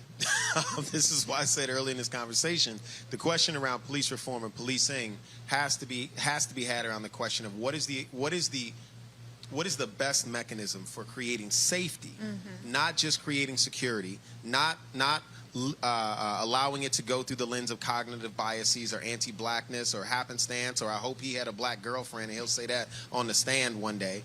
Not that kind of stuff, but actually saying what produces safety in our communities, what reduces the probability of bias informing an officer in how they not only stop someone, but how they use of force to subdue someone for something that the officer made up in their mind. Right. That then that person has to then go through the legal process to then free themselves from something that literally never existed in the earth outside of an officer's mind. Wow. That police are not creating safety. They are there as security. There's a difference. Let's talk about this here. The growing number of police chiefs who are announcing that they're going to stop these basic traffic stops. I saw one police chief the other day who said, look, this is not really what we should be focused on. And when you think about a lot of these shootings, a lot of them, somebody being stopped for no reason, being stopped for broken tail light. That was the whole issue with Walter Scott when Michael Slager shot and killed him. $20 bills with George Floyd. Right. I mean, the small petty things. So to talk about that, how important that is to say, look, if you police officer, stop looking for small stuff to snatch folks. Why don't you focus on? People always say, don't y'all have something bigger to do? Yeah. I mean, that's been the evolution that we've seen in policing around these broken window strategies, around stop and frisk, that then evolved into stopping cars. So once, stop and frisk laws started to come off the books, what you started to see was an increase in traffic stops. And so what we know is a traffic stop, if that's a ticketed citation, you don't need that. We have cameras everywhere. Right. And it does create a dangerous situation to the point that Xavier just talked about. It elicits fear in the person who's being stopped. And so if you want to minimize those encounters, stop creating them. But I think for a lot of, and we should also be clear where we see traffic stops happen the most, and I will say that in the city of Chicago, there was a study done by the ACLU that showed the traffic stops on the south and the west sides of the city of Chicago disproportionate to traffic stops in other parts of the city. And so it is a strategy. And look, white folks ain't that safe drivers. Now, come on now. This whole lot, let's just go ahead. Or congregators. Right, but it's not, it's sort of like, same thing, we talk about crack cocaine, powder cocaine, we talk about stop and frisk. Like in New York, I'm like, if y'all want to stop and frisk, hell, go to Wall Street. Y'all can make a lot of drug busts. Go to the local university at the PWI. Yeah, I'm just saying, but that's and every time we see these sort of studies, they gotta ask, hold up. But it's not. But that's your point. It's not about safety. If it were about if people drive the same, right? If people and there's more of them. Yeah, that's how you know it's different. It's the same thing with drug use, to the point that Xavier just made. If we know studies have shown over and over and over, people smoke weed at the same rates, except you look at who's getting arrested and charged and prosecuted, it tells you where are you doing your policing. There you go. And so if you wanted to go get a big weed bust, you would go to one of these universities on a Friday night and catch someone. But that is not your targeted population. And so I think all of these laws, and I'm heartened somewhat, again, lots of work to do, to hear people in law enforcement say we should not be doing this. It doesn't make not just our community safe, it's unsafe for everybody involved to have these unnecessary stops, to create these unnecessary tensions where the propensity for violence is there. If you just let me drive, you safe, I'm safe. Not to mention some of these offices have limited resources and there is real violence out there. So there could be a lot of other resources spent in other direction where they could be spending their time. Xavier, to the point she just brought up about the violence out there. Now, again, all the rage is, oh my God, the violence in our cities, in Chicago, in Atlanta, and all these sort of different things along those lines. And I was having a conversation earlier today on a radio network, and I said, when are we going to be willing to have a conversation that, maybe the income inequality that we've experienced where billionaires were able to earn $1 trillion during the pandemic and people lost their jobs, when are we going to have that real discussion about violence? And I can tell you, and it was an off-the-record conversation, but Trump can kiss my ass, I don't care. So we at the White House. I don't care. We're at the White House, and he has one of these meetings with the TV anchors. And he was over there talking about immigration. I'm okay, fine. And so I forgot how we got into it. I said, well, I think he mentioned Chicago. I said, well, let's talk about Chicago. And I then began to say to him, I said, what's your plan? He goes, oh, well, you know, when Rom came here, Rom was talking about education and jobs. He's like, Rom, you don't get it. And then he started going on and about how he met this one cop. And he was like, I met this cop, and he was a tough guy. And you could tell he was a tough guy. He was ordering people around. And he said, he told me we can have a crime problem in Chicago fixed in a week. And with a few extra days left over. And I was like, and as he's talking, I'm sitting there going, yep, you probably met some white Irishman who was trying to say, let's just go bust some heads and let's do some John Burge type stuff. Then we'll solve this problem. Then I said, well, what's your plan? He went, strength. I said, I'm sorry, excuse me. I said, strength is a word. It sounds like something you attribute to like coffee. I said, what's your plan? And he goes, strength. I said, that's not a plan. And when he said it again, I literally I had a notepad. I closed my notepad. I was like, y'all can take it from here. I ain't got nothing else to say.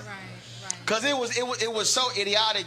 But the point there was, whenever there's this discussion about the increase in violence in cities, folks do not want to have a holistic conversation and then go, why? What is it? And to me, you cannot ignore economics and education if we're having a conversation about increase in violence. You simply can't. As John Hope Bryant always says, you ain't never seen a riot in a community with a neighborhood where the credit score is 700 or higher. Right. Yeah. You know, the question around violence first starts with our ability to create an idea of what violence is, to your first point, right? You talked about policies, economic policies, these sorts of things. I always start with the World Health Organization's definition of violence because they know all about health, apparently. So I say, how do they define violence? And there's actually several different ways that they look at it. And one of the ones that's most important to me, really, is the last word that they use, which is deprivation. The notion of deprivation is I think, a loose one to many people, but it allows us to expand the conversation away from just physical violence to one of political violence, to one of economic violence. It allows us to understand that when you actually, for instance, in the city of Chicago, when you shut down 50 schools and 90% of them are in black and brown neighborhoods, and you then 10 years prior to that, and while you're shutting those down, you also remove over 80,000 units of housing, predominantly in black neighborhoods, and then when the Census Bureau comes in and says, well, how many black folks we got? Well, Chicago lost 200,000 people and 180,000 were black. Those housing vouchers never went to them. They never got to go back to Cabrini Green. They never got to go back to where the Ida B. Wells projects were, any of that kind of stuff. And nobody called that violence until a black boy picked up a gun.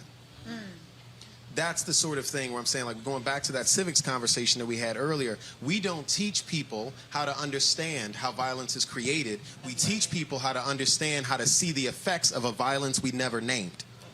And that's very different.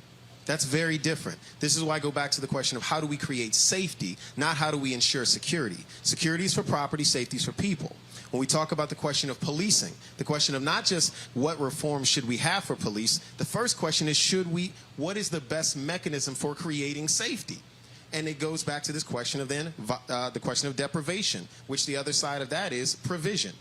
Where are we actually creating resources that stimulate a higher probability when consumed to reduce the probability of violence? And we never try that, Roland. We never try a scaled solution towards actually resourcing black and brown communities. We always trickle in and trickle down from these bad solutions while ensuring that we still have to deal with these solution sets from 400 years ago that have never served us, never been proven to work, and increasingly continue cycles of harm against us. So I say all of that to wrap it up, just to say that expand the definition of violence, and we may be able to actually have a better calculus for safety. No, well, they don't, because they want the violence, they want the definition to be very narrow, because they want it only to be let's go out and arrest some people, throw them in jail to make other people very comfortable. Fear mongering is how it works. Like that is a complicated, nuanced answer. We know that healthy, thriving communities have less violence. When you turn on the news and you open your newspaper and you show the carjacking, you show the shoot, it is fear. And what's most interesting is that when you talk to people in communities that have been impacted by violence, who will be the first to tell you that the systems don't work for them, that they want a more holistic approach. And it is the people who live furthest away who want the more punitive approach, because they feel like it is encroaching on them. And so the narrative, they know what the deprivation, they know, and not as they can't articulate it as beautifully as Xavier does in these communities. I'm from Cabrini. I knew, my grandmother told me in 1981, they're coming for this land. That's right. They're coming for this land. The violence that we saw in the 70s and 80s in Cabrini, where it was a national model for violence and dysfunction. If you go over, and I welcome you to go over to where I used to live on Larrabee and Division, and you see the number of resources that have been poured into there, and you look at the crime rates there, it's not the people. It is the conditions in which you have allowed people to either survive or thrive. And that's where we see violence, that's where we see it. And our notions of the response to that, because if it is provision, if it is investing in the economic vitality of our neighborhoods, in our mental health, in our trauma, in our physical health. They were applauding a few years ago that they got a Whole Foods in Inglewood, one of our neighborhoods in Chicago. They were like, ticker tape parades because we can get fruit. Yeah. Meanwhile, where I grew up, there's a Mariano's, a Jewel, and a Pete's.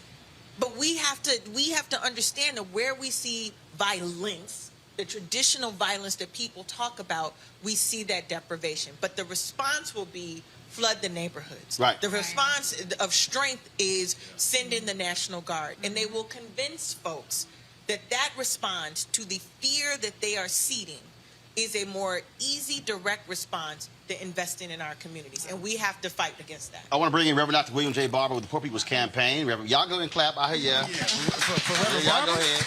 I'm clapping too. I heard y'all back here amening when he was talking as well. I heard y'all. All right, Reverend Barber, how you doing? I'm doing well, man, and I so apologize to you trying to put me in too many places at one time, but always glad to be on with you, brother. You're the real deal, man. Can you speak to that point that State Attorney Kim Foxx was just making about, because you were the Poor People's Campaign, and that's one of the things that y'all have also been talking about, getting people to understand about the attacks on the poor, where also the police response to violence in communities about that, but not the hunger, not the lack of jobs, not the lack of investment. Yeah, the poor and low wealth communities. And some years ago, there was a sociological study that was done, and interestingly enough, it was done on rats. And they took some rats and they put them in apartment-like complexes that would be like public housing with thin walls and no resources, and let them get hungry and all of that. And literally they went crazy. I'm going to pull that up for you one day when our late night talks. But, Coretta Scott King. Hold up, Doc. You don't have to use rats. Dr. King actually wrote about that when he moved to the west side of Chicago, and he said literally within one day he saw how his children, how they responded to one another in that enclosed environment, which was totally different than how they lived in Atlanta. That's actually, he wrote about that in Chaos on Community. Where do we go from here? That's right. And part of what, after he died, one of the things that Coretta Scott King said, she was asked about violence, both the violence in the street, which, Dr. King said becomes the voice of the unheard and unlistened to, and the assassination of her husband. She said, but wait a minute. She said, if you want to talk about violence, poverty is violence. Denying people a basic job, living wage is violence. Denying health care is violence. Denying culture is violence. denying public education is violence.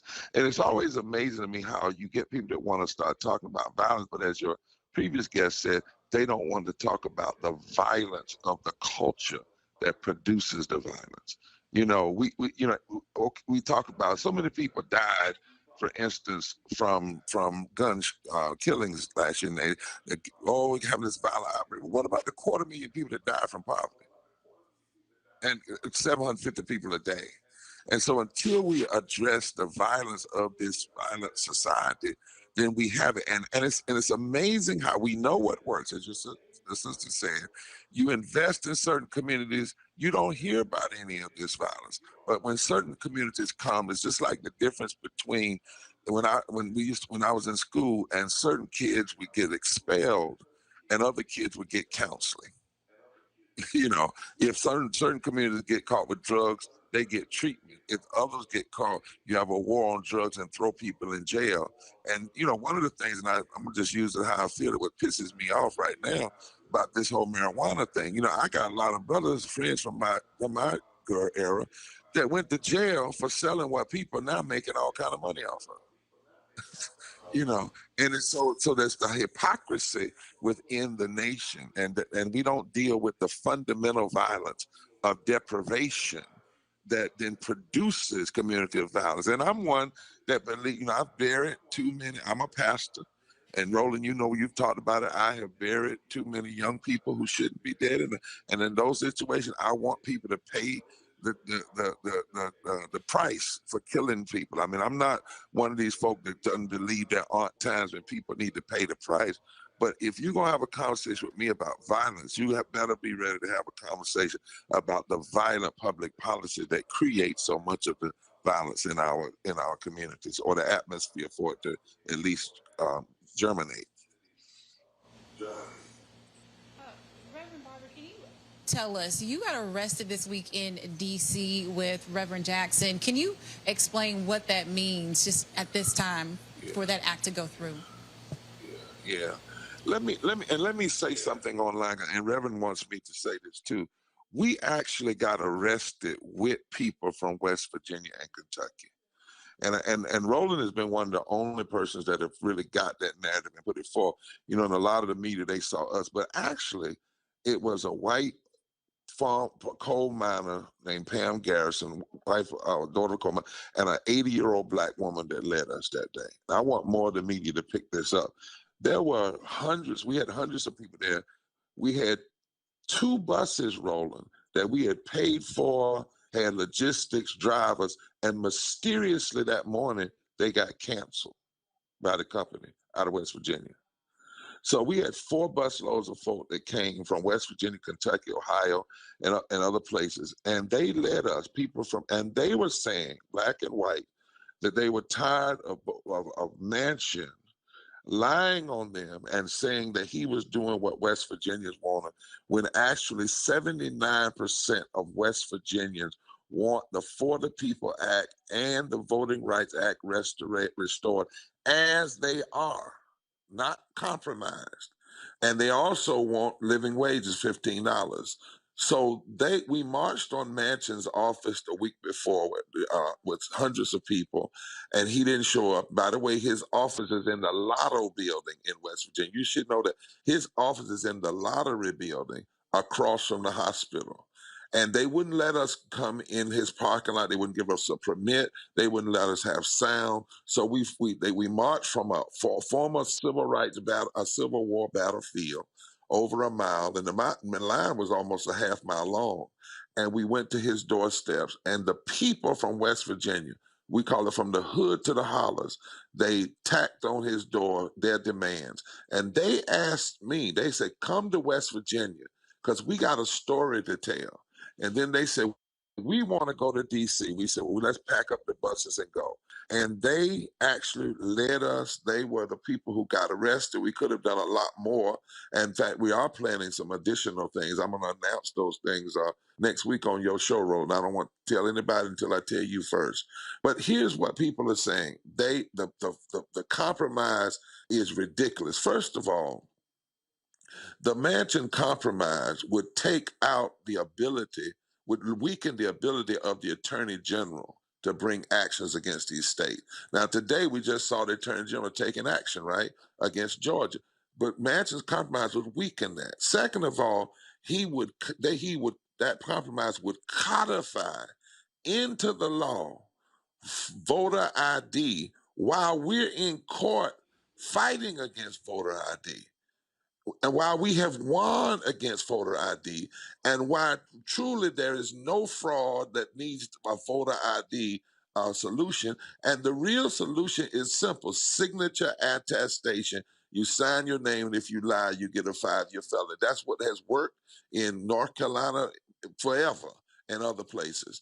And then the third thing about his compromise, it doesn't deal with the dark money. That's removed, right? So that the dark money can still flow. And the fourth thing is his compromise takes out the felony disenfranchisement piece.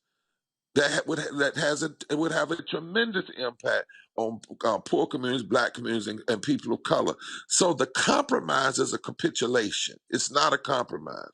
And I don't think any of us, I don't care if you're in the civil rights community, should be out here endorsing his compromise. We should be saying 50+1 is where we need to go. Now, some people may say, lastly, well, you get a half a loaf is better than no loaf. If the half loaf that you have has poison mold in it, then you aren't really getting anything.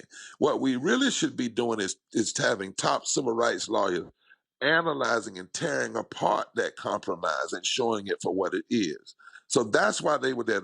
And we were also there because those folks said, we want to connect the denial of the voting, passing the For the People Act, and also the denial of living wages, and by the same people. You know, Manchin was against 15, he's against the compromise, and so is McConnell. McConnell is just mean, but Manchin is being manipulative. Now, why did we go to jail? Those people wrote and said to Manchin and McConnell, we are your constituents. We want to meet with you. We didn't hear anything back from them. They said they wanted to meet with themselves and their own religious leaders and voting rights experts. So they said, well, if they won't meet with us, they wouldn't let us in the building. And so we said we would take the street.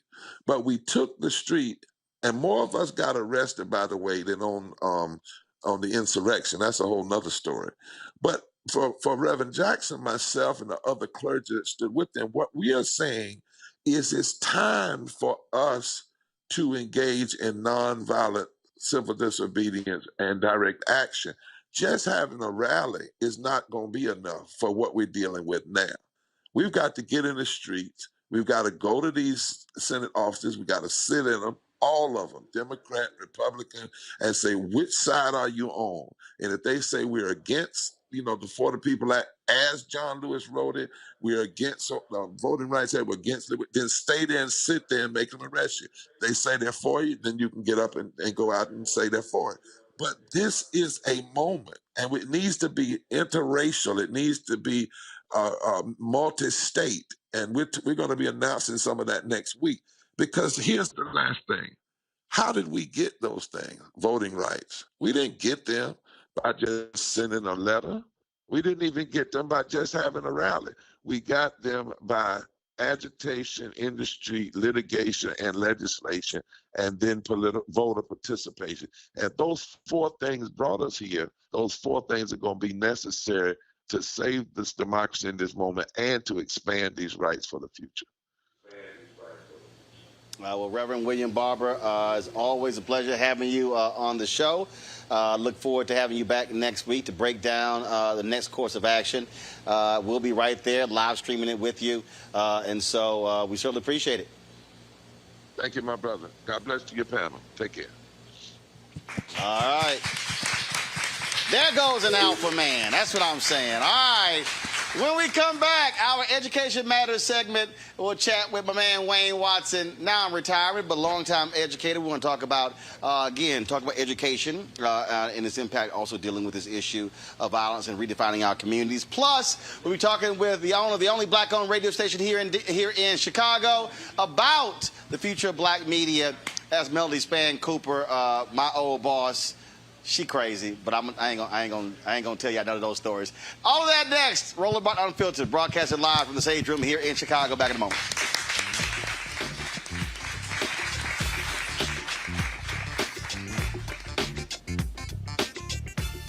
George Floyd's death hopefully put another nail in the coffin of racism. You talk about awakening America. It led to a historic summer of protest.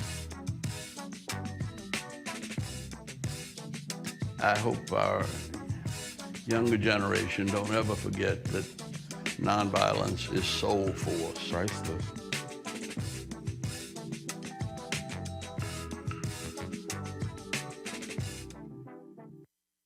Hello, I'm Nina Turner. My grandmother used to say, all you need in life are 3 bones. The wishbone to keep you dreaming, the jawbone to help you speak truth to power, and the backbone to keep you standing through it all. I'm running for Congress because you deserve a leader who will stand up fearlessly on your behalf. Together, we will deliver Medicare for all, good jobs that pay a living wage, and bold justice reform. I'm Nina Turner, and I approve this message.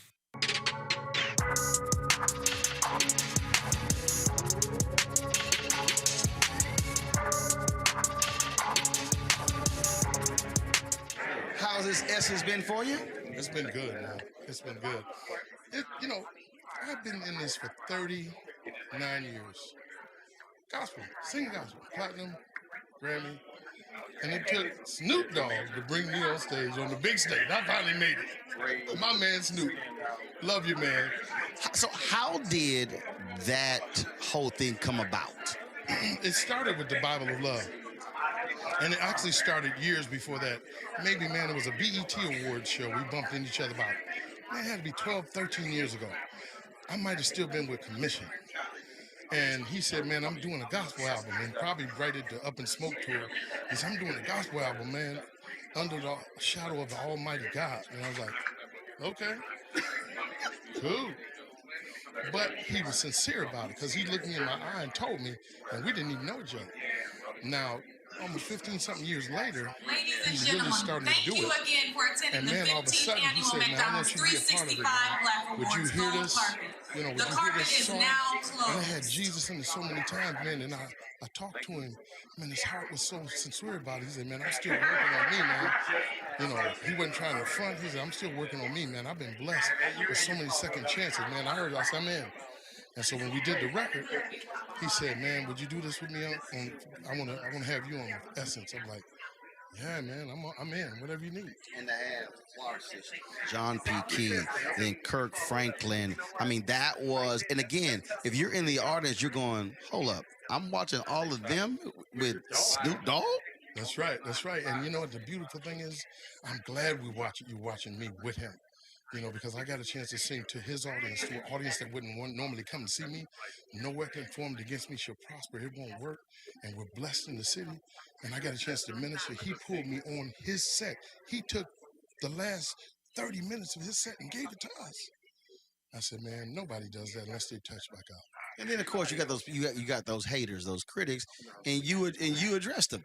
Absolutely. Man, because I got a firestorm on Facebook, man. I mean, they ripped me from top to bottom. But see, I'm 57 now.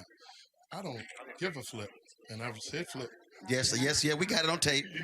But my thing is this, man, I have been living fearful of doing things for God in the past. I've walked away from because with the saints, man, listen, the Bible says everything that have breath, praise the Lord.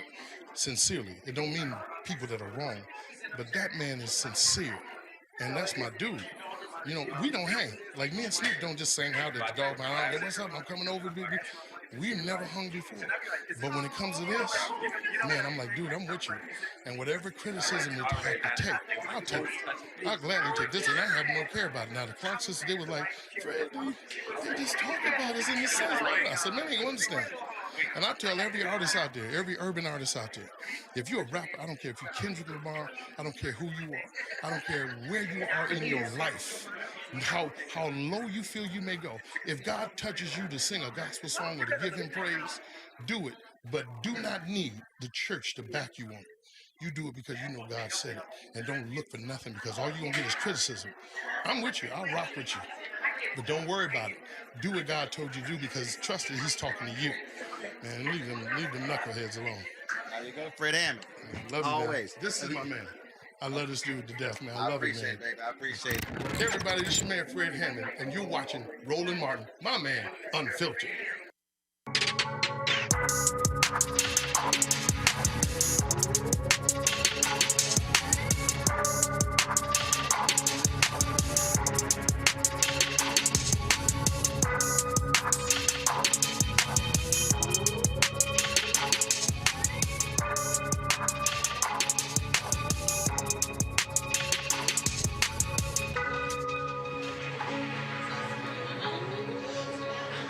All right, folks, the Virtual Essence Festival. The Virtual Essence Festival begins tonight. Go to essencestudios.com, essence.com.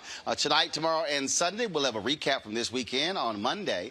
And then, of course, next weekend, July 2nd through the 4th, and we'll have a recap on July 5th. So, again, the Essence Live Loud virtual experience taking place at essencestudios.com and essence.com. And so we surely appreciate the folks at Coca-Cola partnering with us to get the word out about that. All right, folks, when we talk about the issues of poverty and violence and all that sort of stuff, you can't ignore the reality of education. My next guest was longtime Chancellor of City College of Chicago, also president of Chicago State University, educator for a whole lot of years. He might know a little something about this whole issue. Glad to see Dr. Wayne Watson. What's up, man? How you doing? Doing quite well. But I don't know why you wear that little youth group pen you got right there. Okay, now. So, what's that? What's that little group? What's that? Omega Sci-Fi. Oh yeah, that's a little small. Right. That's a little small. Compared to Alpha, that's a little small organization. So you know, but that's a cute lapel pen. It ain't like this. It ain't like. We're getting ready to get started. What? It ain't like this ring, this Alpha ring. But that, yeah, I know. Who's your daddy? Who's your daddy?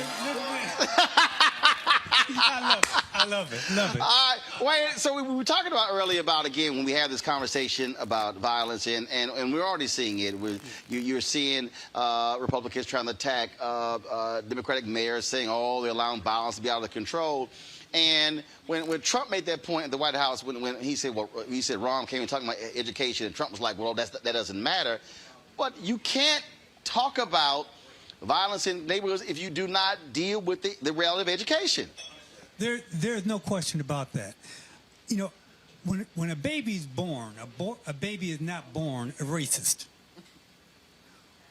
A white baby is not born a racist. When a black baby is born, it is not born to be subservient. It is something called education that takes that baby and turns it into a racist and a privileged person. It is something called education that takes that black child and turns it into someone that is subservient. One of my frat brothers, Carter G. Woodson, said, if you control a man's mind, you don't have to tell him to go to the back door. His very nature will make a back door if you control his mind. And he will go to the back door every time. White people, they have an educational system that tells them, you're going to go to the front door. And racism is key to this whole thing of education. That's why when one of you said, well, we don't have Civics 101, that is just a small building block in education. That was intentionally taken out. Black people have started voting. Black people have started putting people in called Harold Washington, have started putting people in called Ralph Metcalf. And they said, wait a minute, we can't, let's pull this thing called Civics 101 back so that people don't grow up thinking that they need to vote, that they understand how the police department is connected to the legal system, the judges, the lawyers, how that system in itself is built. It is built. And its foundation is racism. The racism you find there, the racism you find in the educational system, the racism when the pandemic hit. My first response was, a lot of black people going to die. People said, why? I said, because when you talk about racism, one of the things that you do is deprive people of health. But COVID also exposed the big problem with our education system, because all of a sudden kids had to go to school online. They realized who didn't have laptops, who didn't have internet, and they did have internet. They had slow internet compared to high-speed internet. And so it was a whole bunch of our children who fell further behind because of the last year of COVID. That's right. That's right. And racism is the DNA. It's the DNA of our country. And if we're going to change the legal system, the criminal justice system, the educational system, we have no choice but to attack and destroy and eliminate racism. So when this violence conversation comes up, how must folks ensure that it's not solely a police response, it is an education and economic response? It starts, you know, and my children and my wife will tell you, when a young black child gets shot, I feel bad. And the first was, well, why? Because I feel as though I, as an educator, I am indirectly or directly responsible for that child being shot. Because if the policeman had been properly educated, he would not have shot that child. If the young brother who was doing a drive-by had been educated, he or she would not have shot that child, all right? There's one common denominator that you're going to find with a lot of these statistics as to these shooters, you know, within our own race where we kill each other. 99% of them do not have a job. And 90% of the people who are sitting in prisons are illiterate. And that is not by accident. That is not by accident. So they intentionally make sure that we are not educated. They intentionally make sure that we're getting ready to put through $1 trillion bill out of Washington, right? To infrastructure, right. To redo the roads, to do, guess what? I want to see the legislation put through that is going to require that the road workers union is required to have black people working on it. We have $1 billion getting ready to spend in Illinois to rebuild the roads.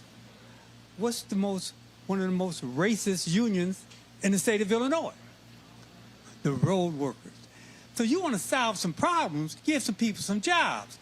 A young brother does not have time to stand on the corner and shoot somebody if he's been working and carrying bricks for 8 to 10 hours a day. You know, we are taught self-hate. This whole thing about critical race theory. I know what it means, how they define it today, but really it's nothing but miseducation that has allowed us to take our eye off the prize. Well, the whole debate on that's all Fox News driven. I mean, and none of them, they don't even understand even the critical or race, none of that sort of stuff. You got a question? Yeah, they call you professor. You always spit knowledge. I'm curious about how you draw a line between where an effect is systemic, because you called out this point around no child is born racist, and I'm curious to know from you within that, you know, because I study racism as well, and no child may be born racist, but the system in which they are born immediately does privilege them. And so they are born into racism as either a provoker of it and an enabled person within it, or a person who can be victim to it on the other side. And so I'm curious about your distinction as it relates to white folks, and whether you think that racism is just where they are, or racism is something that is taught to them. It is taught in both a formal and an informal way. The informal way is with the family. You know, that the mother, the father, the grandfather, you know, that small community, that's the informal. Yeah. In a formal way, when that child goes to grammar school, it then becomes formal. And one supports the other. And that is why I say it has become the DNA of America. Because you cannot can you separate wet from water? No. Then you cannot separate racism from America right now. It's part of our DNA. And now, I can give you a physicist who can tell you, yes, I can separate wet from water. Well, guess what? That is what we need. We need to look at racism, and it doesn't take a lot of studies. I can give this brother 5 hours, and he can pretty much solve most of the problems we have in racism. We know the answer to it. We know the answer. We don't need to set up another study. God, please, don't set up another study. We can have a study on reparations. No, we don't need that. We know what's needed. So we cannot, wet can be separated from water. DNA can be separated. The racism in this country can be stopped. We just have to have the will to do it. And we come back to what's going to promote the will. They have to realize that the protests, that they're the back. Who was it that said, Frederick Douglass? Power conceives nothing without what? Demand. Never have, never will. Without demand. That will make them stop and say, let's separate the wet from water. Let's separate racism. So you talked a little bit about how it hurts you when you see violence, right? So I hear so many folks wanting to solve the problem immediately. That's right. And then we know that that's not going to happen. Because you just said we all know what the issue is, right? So what do we do as a people to do the short-term and the long-term solutions at the same time? It kind of goes back to what we were talking earlier about criminal justice. It's how do we solve for the immediate violence and rethink a whole structure that's not working for us? So as an educator, how do you work with that, thinking about in the meantime what you can do and in the long term? And this is, I'm being honest, you just happen to be sitting here. We have to put the Kim Foxes in. That's right. To stick the finger in the boat to keep it from sinking right now. Mm-hmm. All right? But we have to put the Chris Welches in. Mm-hmm. All right? Mm-hmm. We like him too. So that they can stick the finger in the boat to keep it from sinking right now. But we also must put the support mechanisms. Yep. We must put the stability mechanisms so that she doesn't think that every little decision she makes, she's going to get fired tomorrow. Mm-hmm. The same thing with Chris. Mm-hmm. All right? One of the best things that happened to me, I was the vice chancellor in the city colleges of Chicago, and a guy named Harold Washington said, we're going to give you tenure. And everybody said, what are we giving him tenure for? Harold said, because he is going to be making some decisions that I don't want him looking over his shoulder trying to figure out where his mortgage is going to come from. I want him to realize that he has a foundation. That one thing that Harold Washington did, and he delivered it through someone named Jackie Grimshaw, that he did, gave me the foundation to make decisions as a chancellor, not based on fear, not based on my mortgage, but based on, I knew I had a support system to make the right decision of integrity. So I could think long term as well as stick my finger in there to keep the boat from sinking. And that's what this system needs. That's what Chris needs. We have to give them support. I knew that if anyone came at me as the chancellor, I had an entire black community that was going to come to my rescue. Chris must know that. She must know that. All right? And they must have the dollars and the support and the ability to, within a short period of time, to bring some people to, as Roland said, protest, demand. When they look behind Kim, they need to be able to see 500,000 people. They don't see Kim. When they look behind Chris, they need to see 500,000 people. That's what they fear. They don't fear Chris. They don't fear Kim. They didn't fear me. They feared the community I had behind me. They feared a Melody Span. They knew that if they messed with the chancellor at that time, that WVON was going to light up. Right. Okay? Right. It was going to light up. And as a result, what have they done? They learned from that. They said, we're going to control the media. Black media. Black media. What did the city colleges of Chicago lose in the last 6 years? TV station. TV station. How did City College, a TV station that had won 3 Emmys?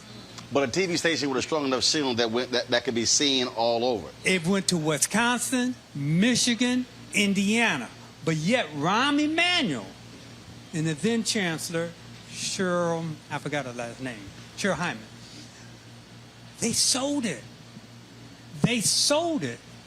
And to this day, you cannot find out who they sold it to, Roland. Are you serious? Find out. You trying to make me do some work now? No. I'm going to find out. No, because guess what? Because I wanted that TV station to go to a Melody Span. I wanted that TV station to go to you. I wanted that TV station to go to Don Jackson. Because if that TV station had not been sold and kept within the City College of Chicago, we could have controlled the message. Or if it was going to be sold and was sold to black people, we could have controlled the message. I'm going to make you angry. It was sold for $14.5 million. In Chicago? In Chicago. That's a steal. In Chicago. A station with that signal, that's a $200 million purchase. No question about it. No question about it. But yet there was no investigation of it. Oh, yeah, we're going to have to find that one out. See, unfiltered. We're going to have to find that one out. Did I answer your question? You know about Monday, we're going to know who the hell bought that station, but let you know. See, now you gave us a perfect segue because I got to bring in Melody next. Because again, that's a part of the deal.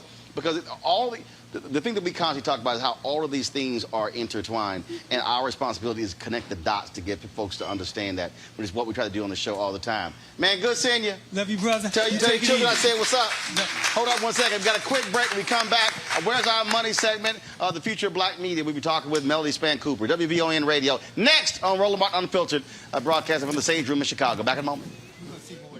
Before Till's murder, we saw struggle for civil rights as something grown-ups did. I feel that the generations before us have offered a lot of instruction.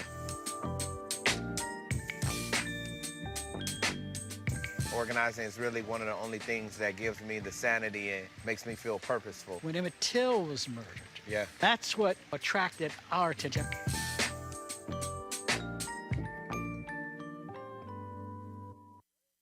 When you study the music, you get Black history by default. And so no other craft could carry as many words as rap music. I try to intertwine that and make that create whatever I'm supposed to send out to the universe. A rapper, for the longest period of time, has gone through phases. I love the word. I hate what it's become, and to this generation, the way they visualize it. Its narrative kind of has gotten away and spun away from, I guess, the ascension of black people.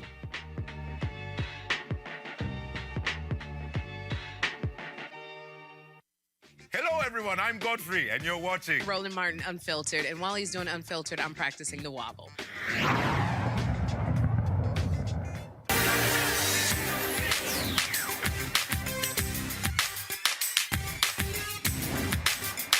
Been frozen out. Facing an extinction level event. We don't fight this fight right now, you're not going to have black on you. I tell you. All right, folks, welcome back. Roland Martin Unfiltered, broadcasting live from the Sage Room here in Chicago. See, I told y'all my next guest ain't got no sense whatsoever. And so when Wayne walked off, Melody's coming to sit down. Melody's like, can I get a drink? We got a bar here. And I'm like, there's no prohibition on getting a drink. So y'all can, look, I don't drink, but y'all can, the bar is open. They take money. So it's all good. So yeah, that's how crazy she is. WVON Radio, y'all. VON stands for the Voice of the Negro. It's been here for a very long time.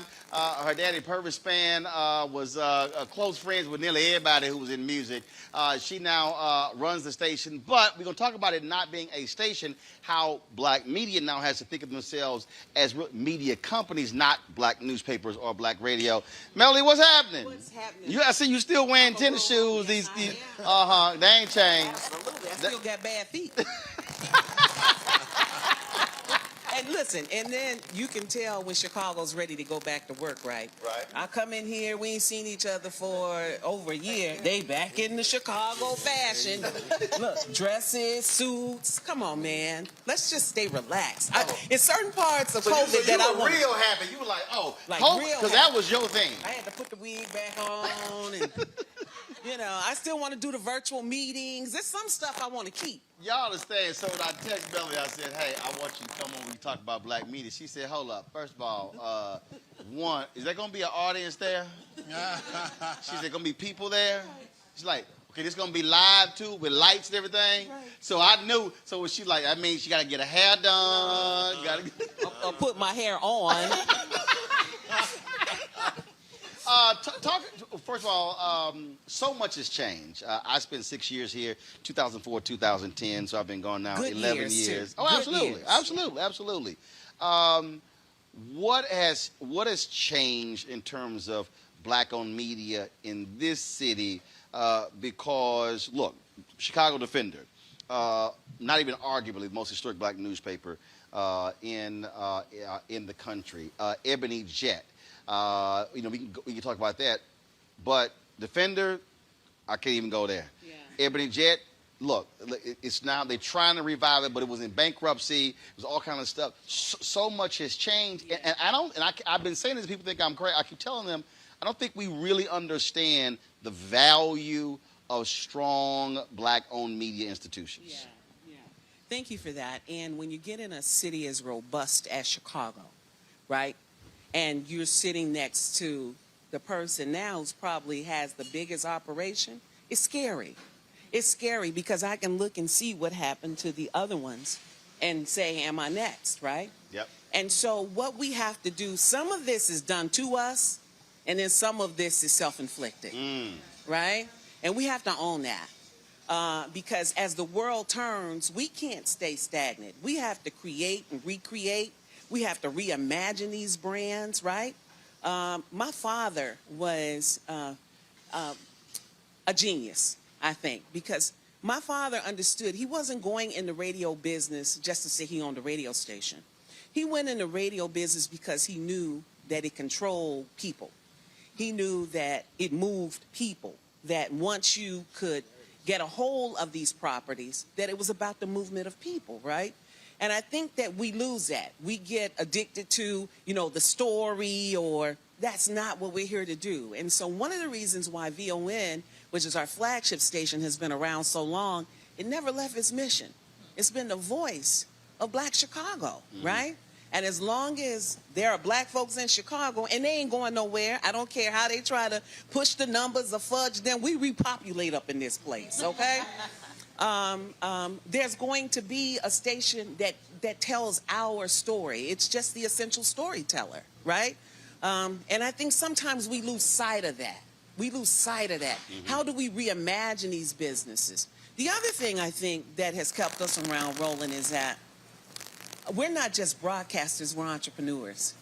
And we're in a city by the sheer fact of how it's built, its segregation, starts movements that people can't capture. It's the thing that makes us powerful, and then also kind of messes us up, you know?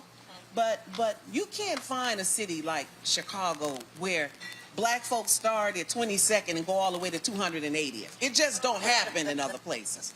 People look for black towns and Negro towns and soul town. Well, hell, this is it, right? With such a wide swath of people, and that's just on the South Side. So when we understand our power, that's when we speak. Truth to power. We understand our power. Kim Foxx is sitting here as a re-elected state's attorney. They threw everything at her. Everything. They couldn't. everything. $15 million. Can't understand that movement. Can't understand that movement. So when we as a people, not just in Chicago, but around the world, really understand our power. Wow. That's why I love what you do.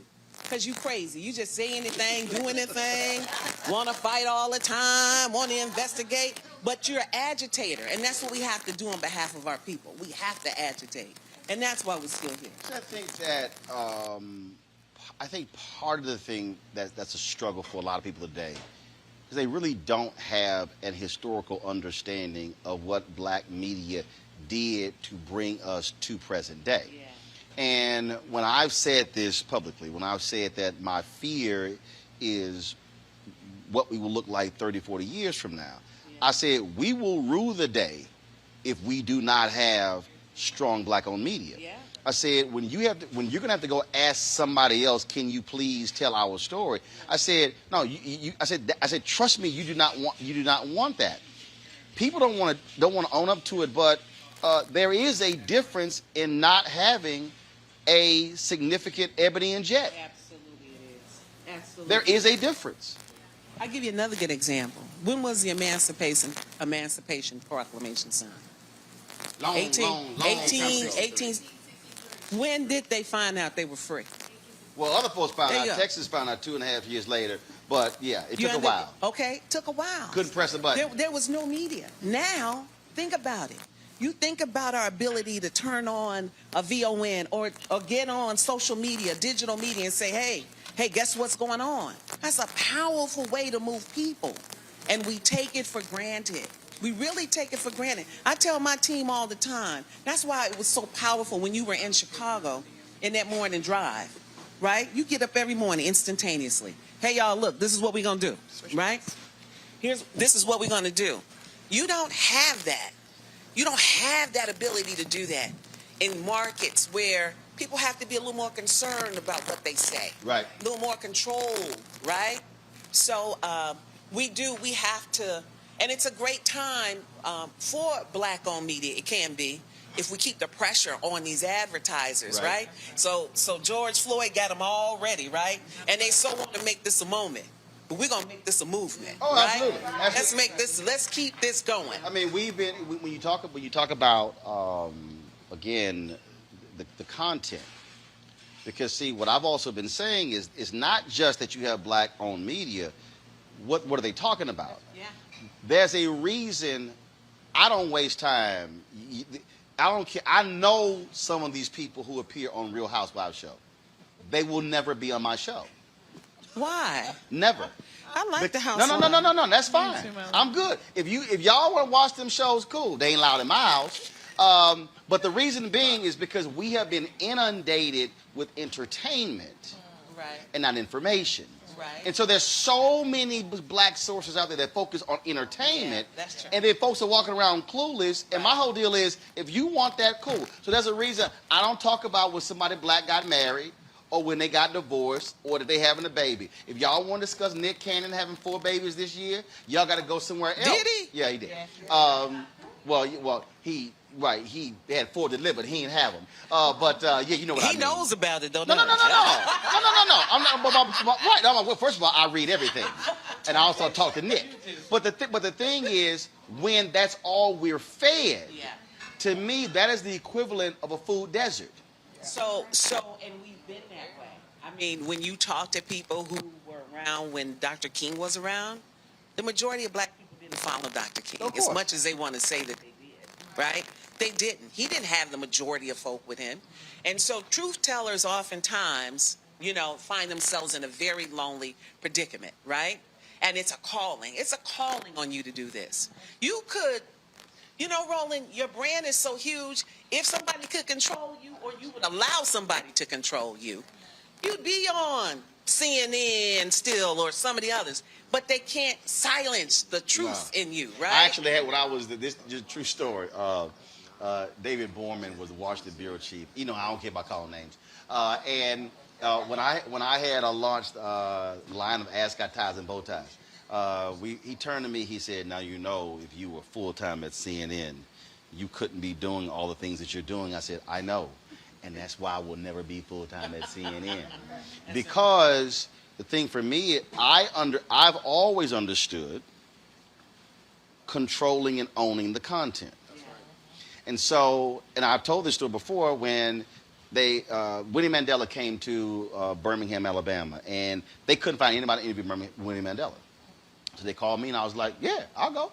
So I flew down. We had about 20 minutes with her. She was absolutely fabulous. That woman was a major flirt. Oh my God, she was hilarious. No, she was flirting the whole time. I said, she grabbed me one more time. I said, Winnie gonna get cut. But so here's what happened. So interview came. Sure, no, Winnie, it was hilarious. Wait, if I show you the photo, you like, yeah, I say, uh-huh.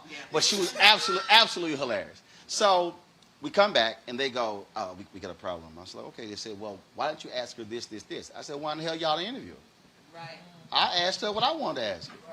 I said, so if y'all wanted her to answer something else, y'all asked her, should have went and talked to her. And I bet it was a better interview. Well, but my deal, I didn't give a damn what y'all wanted. And so then they said, well, we're not going to run an interview. I'm like, all right. So I went to the president of the network, John Klein. I was like, yo, you folks in Atlanta are not going to run an interview. Give me the damn interview. I'm going to run on my TV One show this weekend. And we did. When Winnie dies in 2018, we restreamed the interview. Yeah. The only reason you can see me interviewing Winnie Mandela is because I had a black-owned outlet that I controlled as the host and managing editor to air it on. If not, that interview would be sitting on a tape, on a shelf in Atlanta, never seen. That's why you cannot, and I ain't got no problem with Robin Roberts, Don Lemon, and Joy and Reed, but here's the reality. They do not control their shows. They have to ask permission. And not only that, Roland, there's so much content out here that is held by these major conglomerates that they're not even using, that becomes so relevant to what we're doing. Right? That we can put out, get much more press, more eyeballs watching them, or ears listening to them. They don't even get it. They do not get it. So, Melody. Yes, Alex. You have been able to really survive, and you are the big name. How do you feel about new media in this new day and age, especially for millennials? And how do you look at publications like Tribe? Does it give you... Love them. I love them. I mean, we get topics from them. I mean, they become, a pipeline to us, right? And as I said, Alex, the world has to change. We can't sit in just these traditional spaces and expect to reach the masses of people, right? Young people, millennials coming up, wherever you need to reach them, reach them. Reach them, right? You don't have to do something that is not authentic in reaching them, but figure out a way. The best thing I think that we can do is what our friend Melody Hobson talked about. I'll never forget, Time Magazine started doing these 100 conversations, and she started talking about reverse internships. You teach me. You look at me often, Alex does, and she'll call and, ask advice and stuff. But I'm getting advice from Alex now, right? And we have to be intelligent enough to say, hey, there's some things that I've been doing for a long time that may not be good anymore. I want young people around me because I get to stay young, right? And that is where so many of us lose it. We think that we know everything.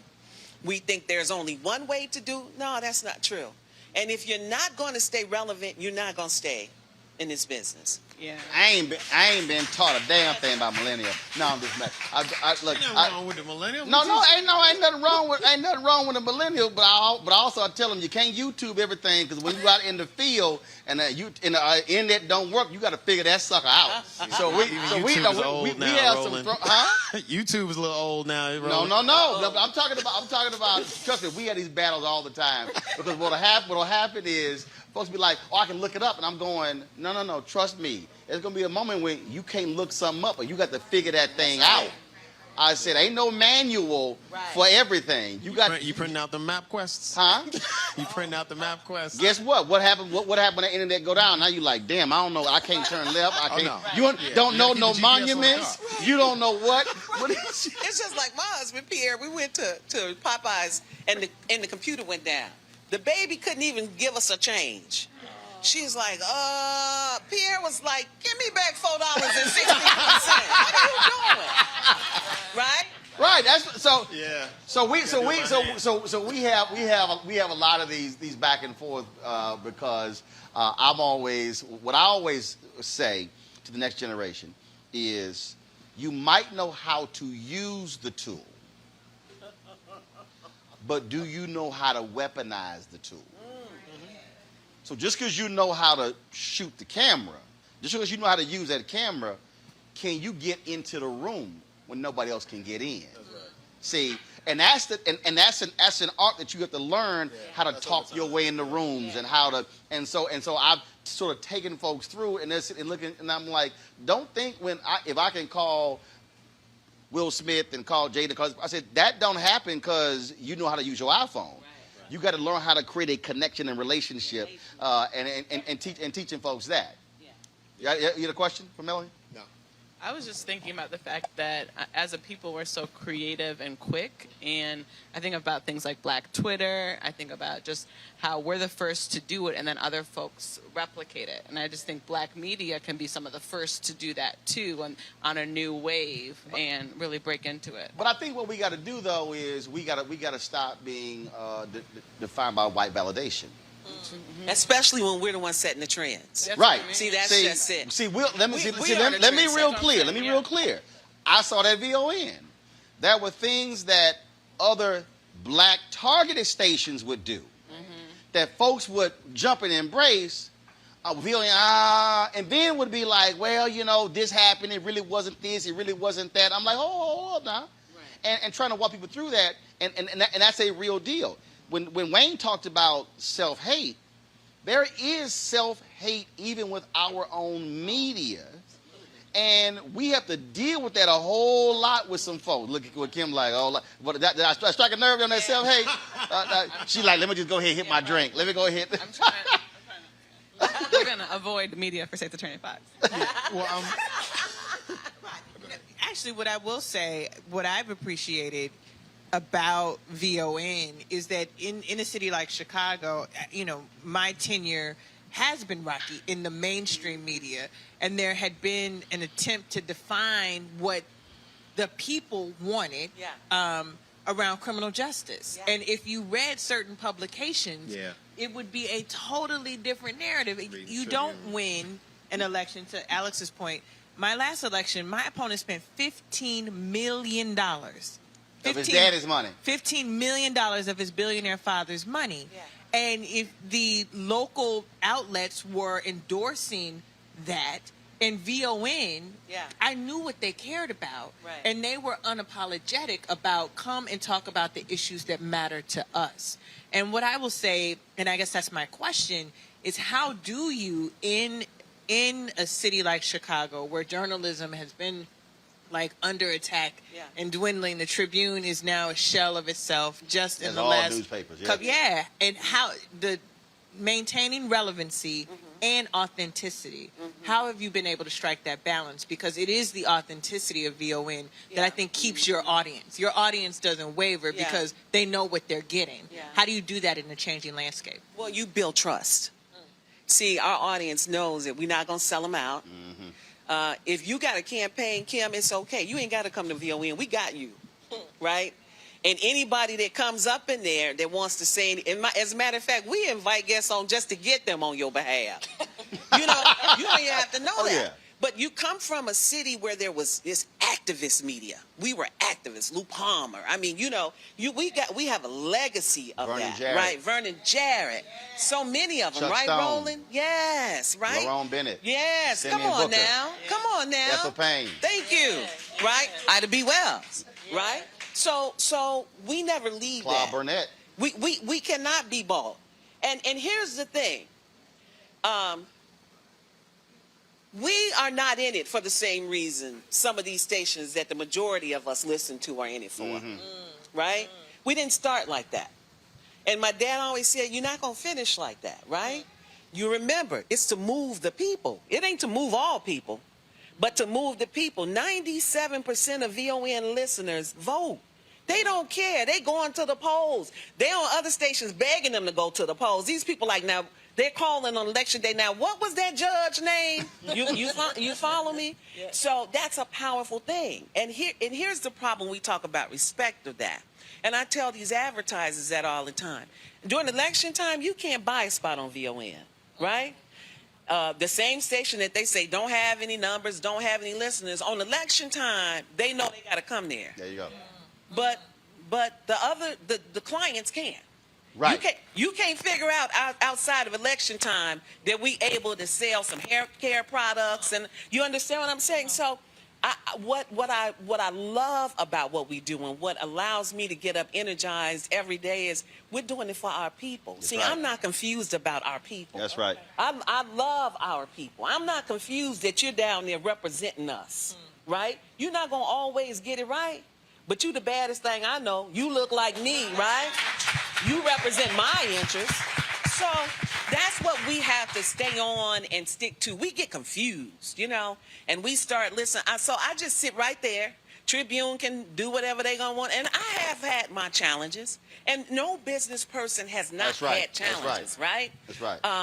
But I'm very clear that I'm representing a community that's strong, that's vibrant. Listen, Chicago might have a black eye, still ain't no city like Chicago in terms of black folks. When you think of what even has come from here, right?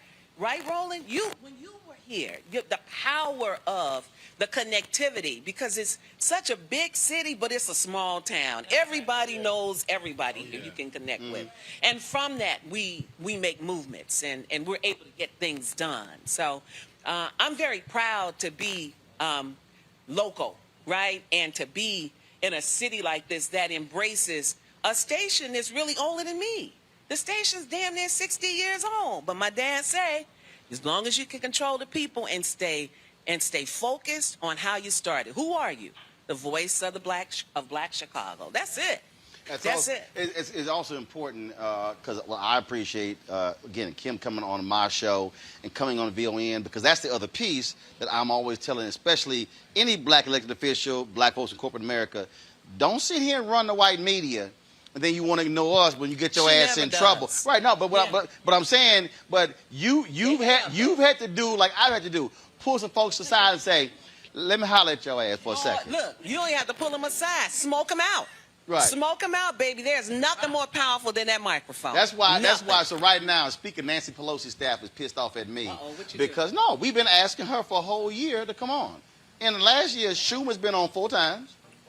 I've had on Clyburn, every Democratic presidential candidate, including Biden and Harris, Sanders and Warren, all of them. Bring a whole line of folks. I'm like, a whole year y'all can't find those 7 minutes? Right. And so they upset because I've been putting these graphics out. Where's Nancy?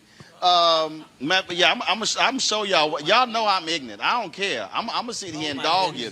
No, I'm gonna show you. I don't care. And and they literally somebody reached out to them and somebody said, well, does he think by doing this, that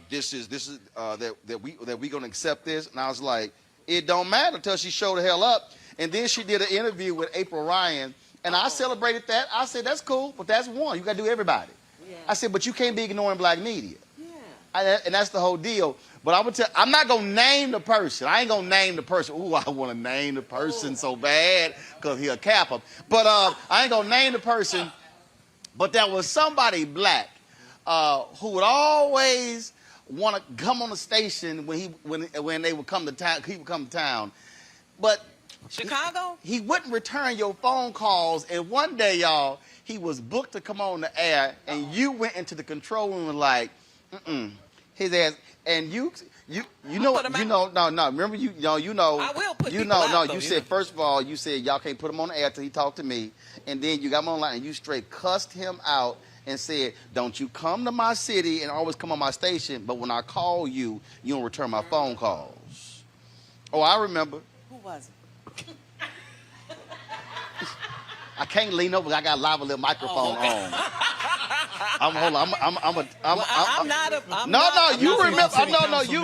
You remember. But my point is, Melanie was so ignorant. She was like, and like straight cussed him out. You remember?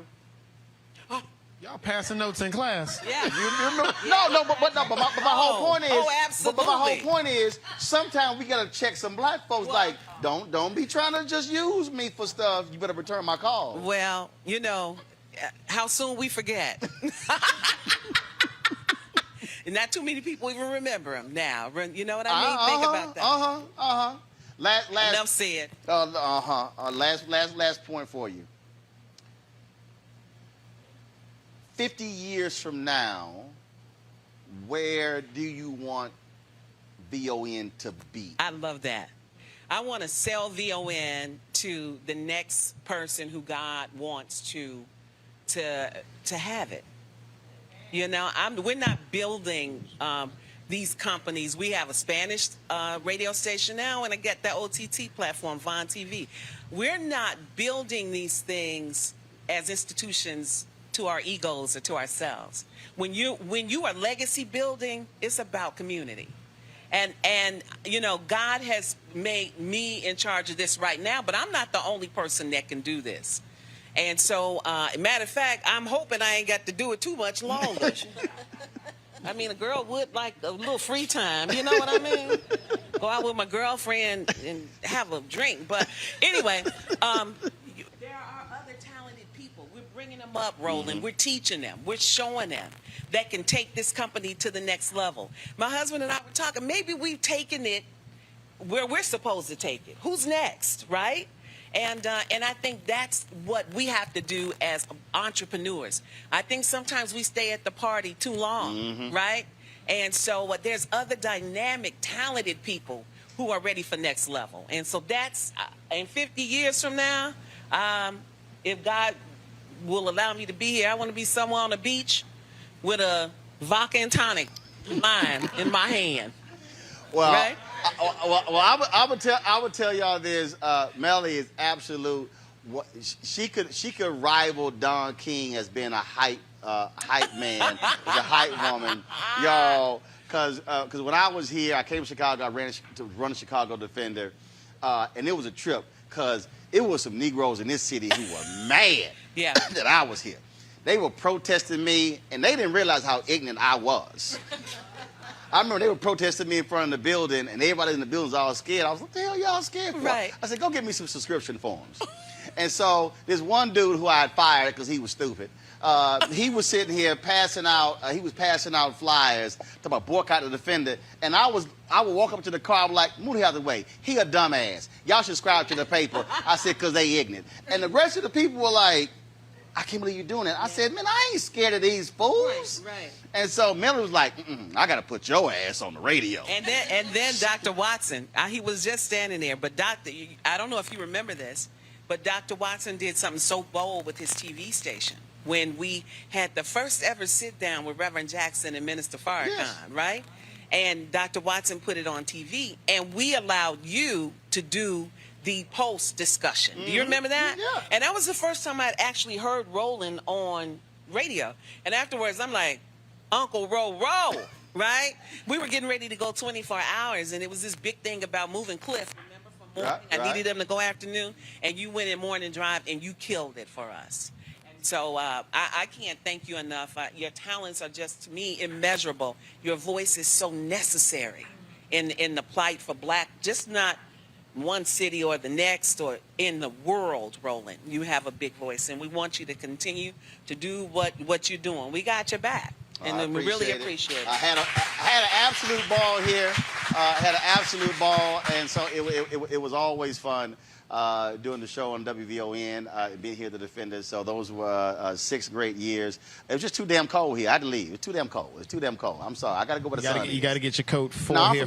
Yeah, I'm from Houston. No, damn it. I need sun. Okay, I need sun. All right. And he's in D.C. Right. He's in D.C. But that's where my stuff resides. I ain't never there. By the way, I talked to Jackie today. Okay. I ain't Talked to the whole family that's today. what, call everybody. It's all good. She know. She there. That's she right. know I ain't there. I've been in New York, L.A., now Chicago in the past 5 days. Oh wow. That's right. No, we're gonna be on the move.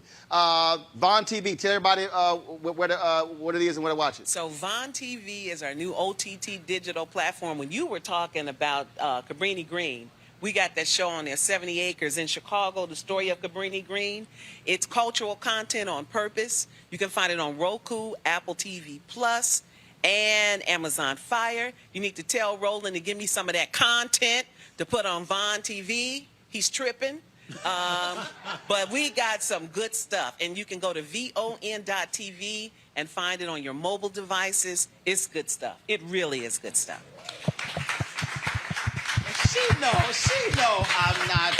Everybody write Roland and tell him to give Von TV some content. See, look at her. She know I'm not tripping. And see, she trying to throw that out there. See, y'all, she tried to, y'all gonna have to wait 4 more weeks. Then y'all gonna know. Well, All right. We can still share content. Huh? We can still share content. I don't know what to talk about. Okay. Because you told me that you taught me get paid for the content.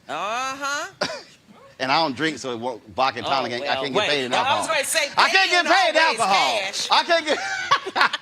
Folks, that is it for us. Let me thank everybody. Kitty Johnson. We were at the Bureau at the Sage Room today. I appreciate it. We wanted to bring the show on the road. I'm actually here for our National Association of Black Journalists board meeting, so that's why we're here. And so I said, what the heck? We're going to do the shows while we're here. We've done this other places as well, so y'all know we're going to continue doing that. And so next week, so here's the deal. I'm not in studio next week, y'all, because we're literally moving. And so we're still going to have the show next week. But we're going to be completely virtual using the StreamYard platform. We're going to be debuting from our new space on July 5th. Trust me, I've already showed y'all the video. It's off the chain what it looks like. We're literally we'll be located right there on Black Lives Matter Plaza in Washington, D.C. And so we're really looking forward to that. And so it's going to be great. We've got some fantastic things planned for everybody. And so y'all know how we roll. And so we got some good stuff that we're doing. And so we want y'all to also continue to support what we do. Join our Bring the Funk fan club. Of course, you know, every dollar you give goes to support this show. Cash App, $RM Unfiltered. Go ahead, pull it up, venmo.com/RM Unfiltered, PayPal, or paypal.me/R Martin Unfiltered. You also have Zelle, Roland at RolandSMartin.com. And so y'all can support us there as well. And of course, we always end the show every single Friday, showing all members who contribute to our show. So y'all can check that out. And so thank you so very much. I'll see you guys on Monday. Don't forget, we'll be live streaming tomorrow's rally, Black Voters Matter, from the nation's capital. So look for that. If you want to see all the events they've had for the past 7 days, just go to our YouTube channel. You will see it all there as well. Thanks to the crew here in Chicago. Thank you so very much. And everybody else here. Thanks a lot, y'all. I appreciate it. Y'all know how we always end the show. It's the same way.